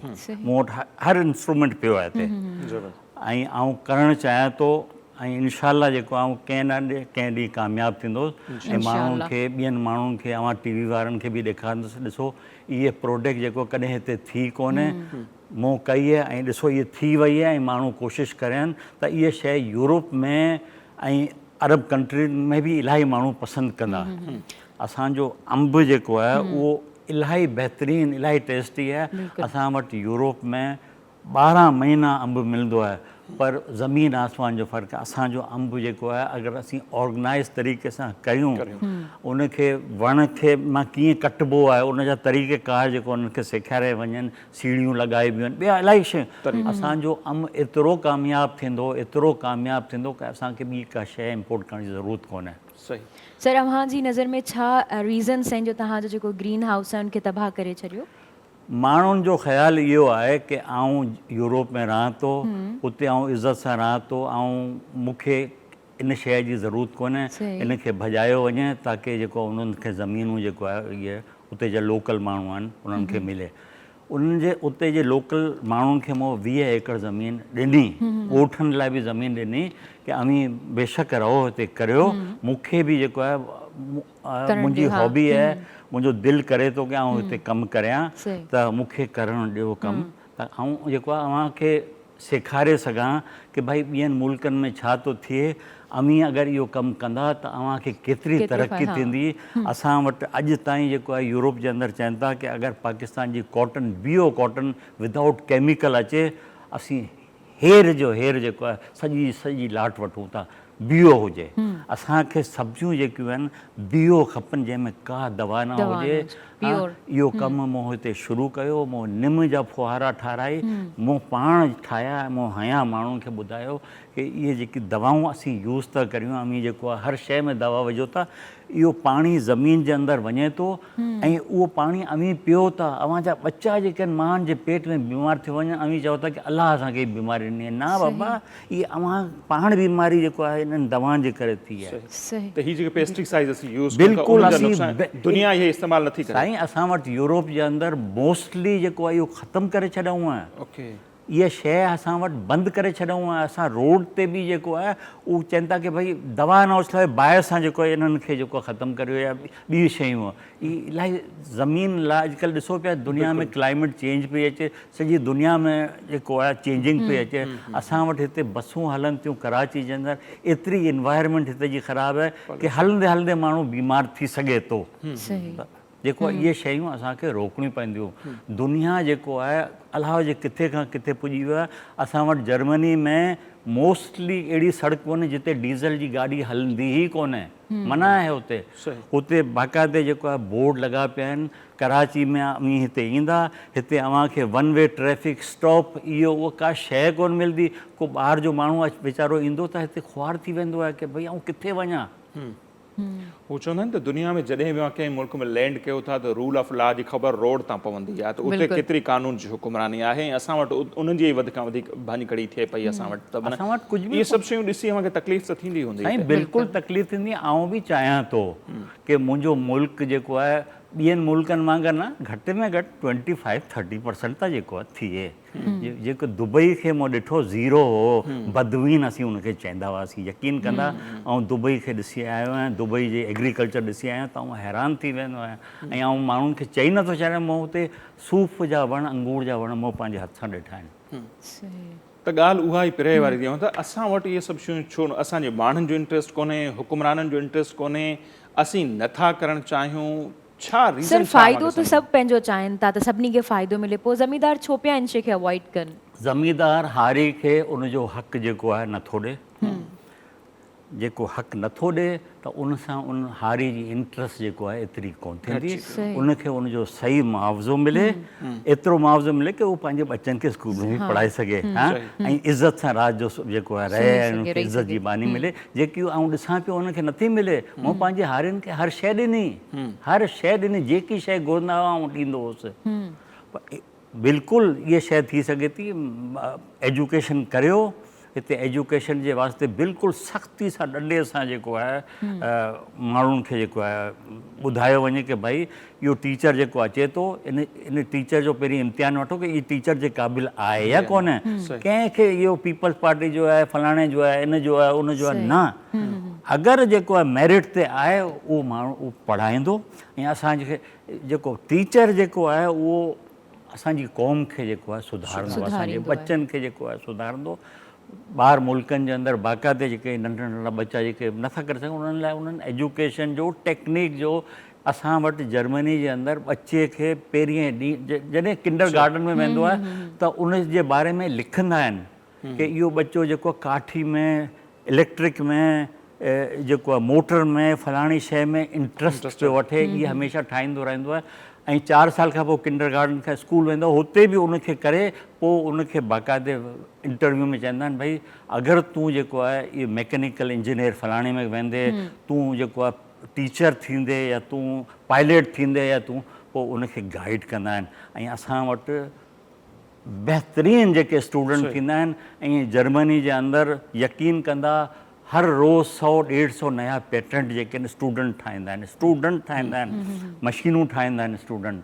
इहे शइ असां वटि इलाही क़ाबिल माण्हू आहिनि, हर शइ ते थी सघे थी। माण्हू जेके तजुर्बे के माण्हुनि वटि इलाही जेकी अकल आहे, करे सघनि था। लेकिन उन जे वास्ते माण्हुनि खे रस्ता ठाहिणा हूंदा ऐं असांजो लीडरशिप जेको आहे उन्हनि खे जेको आहे गाइड कंदी हमेशह माण्हू जेको आहे लीडरशिप सां गॾु हूंदो आहे। नेल्सन मंडेला खे ॾिसो, ॿियनि क़ौमनि खे ॾिसो, किथे खां किथे उन्हनि खे पुॼाए। असांजे सिंध में त हर शइ आहे, असांजे पाकिस्तान खे त अलाह हर शइ खां नवाज़ियो। केतिरो इन्हनि सियासतदाननि असांजो नुक़सानु कयो, ॿियो मुल्क हुजे हा त ज़ीरो थी वञे, असीं पंहिंजे एग्रीकल्चर इंस्टीट्यूशन्स बि हुजणु खपनि ताकी जेके बि असांजा हारी आहिनि या ज़मींदार आहिनि उन्हनि खे बि इन जे बारे में नॉलेज हुअणु घुरिजे। तव्हां इन जे बारे में छा था चवणु चाहियो? अगरि अलाह मूंखे वसाइल ॾिना त आऊं त 38 डिस्ट्रिक्ट जे अंदरि कुझु जायुनि ते जेको आहे बाक़ाइदे आऊं क्लब ठाहींदुसि। उन क्लबनि में जेके आहिनि इहे हारी बि ईंदा, उन्हनि खे मानी चांहि ऐं उन्हनि सां गपशप कबी कि भई तूं जेको आहे छा पियो करीं, तोखे 10 एकड़ में टमाटा न लॻाइणु खपनि, तोखे 2 एकड़नि में टमाटो, 2 एकड़नि में तूरी, 2 एकड़नि में जेको आहे करेलो, 2 एकड़नि में ईअं इन तरीक़े सां जेको आहे असां वटि लकीर जा फ़क़ीर भई टमाटर में जेको आहे उहो पैसा ऐं पोइ आख़िर में जेको आहे हज़ारों एकड़नि में थिए थो, टको बि नथो मिले। उहो जेके नुक़सान में ॿिज जेको आहे इहे आड़तियुनि खां कर्ज़ ते वठनि था ऐं कर्ज़दार थी वेंदा आहिनि। इहा शइ बंदि थी सघे थी। ऐं चाहियां थो की हिते माण्हुनि खे ट्रैक्टर मिलनि, रुगो जेको आहे उहो डीज़ल जो पैसो ऐं ड्राइवर जो जेको आहे ॾियनि, ट्रैक्टर उन्हनि खे मुफ़्त उन्हनि जी ज़मीन उन्हनि खे ठाहे ॾिए, उन्हनि खे जेके आहिनि सीज़न ॿुधाए की भई इन ज़मीन जे अंदरि जेको आहे इन्हनि जी pH छा आहे, इन में कहिड़ी शइ थी सघे थी, इहे इन क़ाबिल आहे या कोन्हे। ॿियो दुनिया जे अंदरि इलाही मुल्कनि में समुंड आहे, खारो पाणी आहे, हुते जेके आहिनि काश्तूं थींदियूं आहिनि। ज़रूरी कोन्हे की हुते उहो चांवर लॻाइनि, कणिक लॻाइनि, हुते इलाही हज़ारों क़िस्म जी ॿियूं प्रोडक्ट थींदियूं आहिनि जंहिंखे दुनिया में जेको एक्सेप्ट कबो आहे, बाक़ाइदे जेको आहे उनजी डिमांड आहे, थी सघनि थियूं। पर असीं जेको आहे चांवर फलाणो ढिमकाणो ॿी शयुनि में अची सघूं था, उन में पैसा मिलंदा। अच्छा सर, ही जेके सभु ॻाल्हियूं मां कयो पिया त उनमें वरी वञी सघे ॾिसूं त रियासत जो वॾो रोल ठहे थो, हुक्मराननि जो थिए थो। त उते जर्मनी में ज़ाहिर आहे गवर्नमेंट फैसिलिटेट कंदी हूंदी, इहे क्लब मशीनरी ॾियणु, सुठा ॿिज ॾियणु। असां वटि जेकॾहिं असां सॼो त ज़रई मुल्क था, पर असांजी ज़राअत ॾांहुं जेको रवैयो आहे मुंहिंजे साम्हूं आहे। अॼु बि असां ज़रई मुल्क आहियूं, पर असां कणिक ॿाहिरियां था घुरायूं, खंडु ॿाहिरियां था घुरायूं, कपह ॿाहिरियां था घुरायूं, दालियूं ॿाहिरियां था घुरायूं, आहियूं ज़रई मुल्क। सो उनमें रियासत खे छा करणु खपे, उनखे हारियुनि खे छा छा फैसिलिटेट करणु खपे? असांजे लीडरशिप उन वक़्तु जेको आहे चई छॾियो की भई 35 साल कमु कंदा जर्मनी में कमु कंदा, अव्हांखे जेको आहे पेंशन मिलंदो ऐं इज़तदार पेंशन जेको हूंदो, जेको उन पे कयो उन हिसाब सां जेको आहे। ईस्ट जर्मनी त पे ई कुझु कोन्ह कयो, अॼु उन्हनि खे बि पेंशन मिले पियो। अव्हांखे पेंशन मिलंदो, अव्हांजी हेल्थ इंश्योरेंस जेको आहे उहो थींदी, अव्हांखे इहे बेनिफिट मिलंदा। माण्हू जॾहिं उते बेनिफिट ॾिसे थो की यार मूंखे एतिरा बेनिफिट मिलनि पिया, ऐं छो न करियां, ऐं उन्हनि महिनत कई। ऐं अव्हांखे जर्मनी में मोस्टली ज़मीन ख़ाली मिलंदी कोन, अव्हांखे सरसब्ज़ जेको आहे हर शइ उते। कोलोन जे अंदरि हिकिड़ो मुंहिंजो वाक़ुफ़कार आहे, उनजी 100 एकड़ ज़मीन में उन इहो पंहिंजो बसर लॻाया। 100 एकड़ में सर उन वटि 4 माण्हू कमु कंदा हुआ, दैट्स ऑल। हर शइ उन कढंदा हुआ, उनखे उहो कटंदा हुआ, हर शइ मशीन कंदी हुई ऐं उन वटि हज़ारों माण्हू कोन हुआ। सर, अव्हां जे दौर में जर्मनी में टेक्निकली नॉन टेक्निकल माण्हुनि जी कमी हुई, पाकिस्तान मां काफ़ी माण्हू आया हुआ ऐं सिंध मां, सर पोइ उन्हनि जो छा थियो? असां वटि जेको जर्मनी जे अंदरि जेको माण्हू आया, ऑफिशियली ईअं थियो हो कि अयूब ख़ान जे वक़्त जे अंदरि जर्मन गवर्नमेंट जेको आहे पाकिस्तान खे चयो कि असांखे स्किल्ड एंड नॉन स्किल्ड माण्हू खपनि। अयूब ख़ान जेको आहे हिकिड़ी जेकी तारीख़ी ग़लती कई, चई असांखे छा मिलंदो। जर्मन गवर्नमेंट चयो कि इहे पैसा असीं इन माण्हू खे ॾींदासीं जंहिं असां लाइ कमु कयो आहे, उहो इन पैसनि खे जेको मर्ज़ी अचे करे। सर जेको सुवालु इहो आहे कि उन माण्हू जा जेके आहिनि बच्चा अमेरिका में या जेके आहिनि अफ्रीका में त कोन आहे, उहो त ठटे में, हैदराबाद में, दादू में आहे, हिते ई मोकिलिया। इहे तारीख़ी कमु जेको आहे उहो उन वक़्तु ड्रॉप थी वियो। तुर्की आई आहे, तुर्की जा माण्हू आया आहिनि जेको पाकिस्तानी माण्हुनि वांगुरु जेके महिनती कोन हुआ, अक़लमंद कोन हुआ।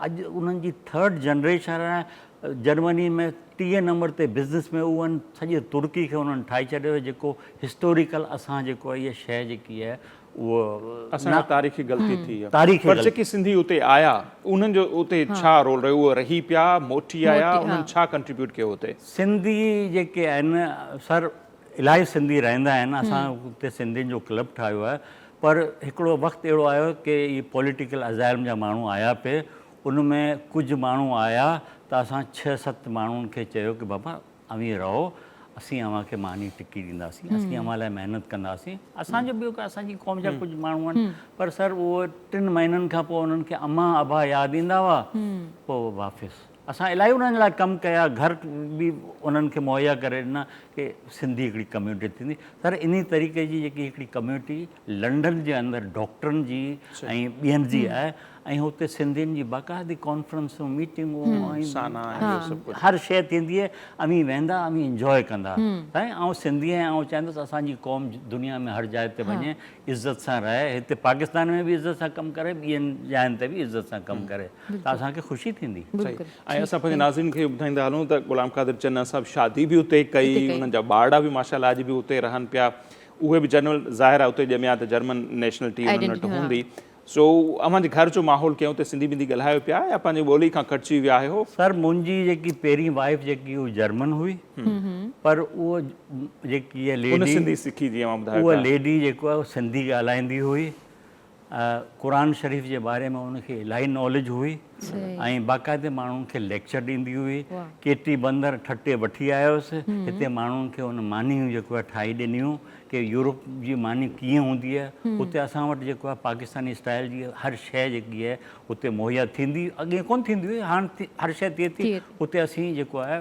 मोस्टली जेको आहे असीं पंहिंजी सिंधी ई मानी खाईंदा आहियूं ऐं मुंहिंजी वाइफ जेको आहे पहिरीं वाइफ बि ऐं ॿी वाइफ बि जेको आहे इहो कंदी आहे असांजा बच्चनि में जेको आहे मुंहिंजी ग़लती इहा हुई की लैंग्वेज जे बारे में हमेशह चइबो आहे मदर टंग त मुंहिंजी पहिरीं वाइफ जेको हुई जर्मन हुई उनजे बावजूदि बि मुंहिंजा बच्चा जेको आहे उर्दू सम्झंदा आहिनि थोरी घणी सिंधी सम्झंदा आहिनि ऐं जेको इनशाला जेको अञा जेके आहिनि उहे जवान आहिनि असीं कोशिशि कंदासीं त उहो जेको आहे सिंध मुख़्तसिर असां टाइम घटि त उन्हनि जो केतिरो लिंक आहे उन्हनि खे वठी ईंदा आहियो हिते ठटे उहे अचनि पिया ईंदा आहिनि अव्हां त अचो ई अचो पिया आउं अचां पियो ऐं आउं बेसिकली इन लाइ ईंदो आहियां की मुंहिंजी रूट्स हिते अचनि अगरि सिंध जा माण्हू जेको आहे मुंहिंजी जेकी ज़मीननि ते इहे आफ़तूं कंदा अमी जेको वञी ॾिसो त सही मूं घर जेको ठारायो हो उहो मूंखे हिकिड़ी जर्मन माई चयो की तूं जेको आहे मिटी वारो घरु ठाराइजांइ जेको विदाउट केमिकल हूंदो तूं हुन में वञी सुम्ह त सही त तोखे केतिरो मज़ो ईंदो यकीन कंदा मूं अहिड़ो घरु ठारायो की परे परे जा माण्हू ईंदा हुआ मूं हिते यूरोपियन बाथरूम वेंझण जा तरीक़ा सभु कुझु मूं अहिड़ा आलीशान कयल हो की परे परे जा माण्हू अची ॾिसंदा हुआ अॼु उनखे उन्हनि मोहन जो दड़ो करे छॾियो आहे अफ़सोस थो थिए रोअण थो अचे की मूं एतिरी महिनत कई आहे ऐं हिकिड़े ॾींहुं मरी वेंदो इन्हनि इहे ई जेको आहे यूज़ कंदा पर हिकिड़ी नो हाउ उन्हनि खे नई त मिले उन्हनि खे ख़बर त पए की दुनिया में छा थींदो आहे सही सो चन्ना साहिबु टाइम जी असां वटि बि पाबंदी हूंदी आहे सो तमामु घणी महिरबानी ऐं अव्हां असां वटि आया असांखे त घणो कुझु सिखण जो मिलियो ॾींदे वेंदे वरी जेकॾहिं असांजी जनरल सिंधी क़ौम खे पाकिस्तानियुनि खे या उन्हनि माण्हुनि खे जंहिंजे लाइ असीं कमु करणु चाहियो था को मैसेज को पैगाम त आउं चाहियां थो महिनत करियो पंहिंजो वतन जेको आहे आलीशान थी सघे थो महिनत जेकी आहे इलाही ज़रूरी आहे सच ॻाल्हायो फ्रॉडियन खां ॿियनि खां बचो ऐं हक़ हलाल जी खाओ अमी मुस्लमान आहियो त हक़ हलाल जी खाओ अव्हांखे हराम ऐं हलाल जी ख़बर पवंदी ऐं हलाल जे खाइण सां जेको आहे माण्हू राति जो अहिड़ी इज़त सां सुम्हंदो आहे जेके हराम जे खाइण वारो कोन कंदो करे सघंदो आहे असांजी क़ौम इनशाला जेको अलाह चाहींदो बदिलंदी पर उहो बदिलंदी इनशाला सां कोन अव्हांखे पाण बि कुझु करिणो तमामु घणी महिरबानी ऐं नाज़रीन ग़ुलाम क़ादिर चन्ना साहिब जो ॻाल्हियूं आऊं ॿुधियूं ॻाल्हि उहा इहा आहे त महिनत में ई अज़मत आहे महिनत खां सवाइ कुझु बि कोन्हे ऐं जर्मनी वाक़ई जेका ॿी महाभारी जंग खां पोइ मुकमल तबाह थियल मुल्क हो जेकॾहिं अॼु उहो दुनिया जा जेके 5-6 वॾा जेके लीडिंग मुल्क आहिनि उन्हनि में गॾु आहे त उनमें ज़ाहिर उन्हनि जी महिनत जो वॾो अमल दख़ल आहे ऐं असां सभिनी खे हर फील्ड में न रुॻो ज़राअत में मीडिया एजुकेशन सियासत हर हंध ते महिनत करण जी ज़रूरत आहे सुठा माण्हुनि खे ऐं ईमानदारी जी ज़रूरत आहे तॾहिं असीं कुझु करे सघंदासीं बाक़ी ॻाल्हियुनि सां कुझु कोन थींदो। Indeed. ही जेके असांजा अहिड़े क़िस्म जा प्रोग्राम आहिनि, अहिड़नि मौज़ूज़ महिमाननि खे घुरायूं था, उनजो मक़सदु सिर्फ़ु इहो ई आहे त हीउ पैगाम घणनि माण्हुनि ताईं पहुचे ऐं उन्हनि में हिकिड़ी तड़प पैदा थिए त असीं बि कुझु करे सघूं था, ऐं जॾहिं असां सभु अॻिते ईंदासीं त घणो तॾहिं कुझु जेको असांजो आहे थींदो। उहो तब्दील थी सघे थो। अॼु जे प्रोग्राम में फ़िलहालु एतिरो ई, असांखे ॾींदा इजाज़त। इंशाल्लाह हयाती रही सुभाणे वरी अव्हांजी ख़िदमत में हाज़िर थींदासीं। तेसिताईं अल्लाह अल्लाह ने के पास।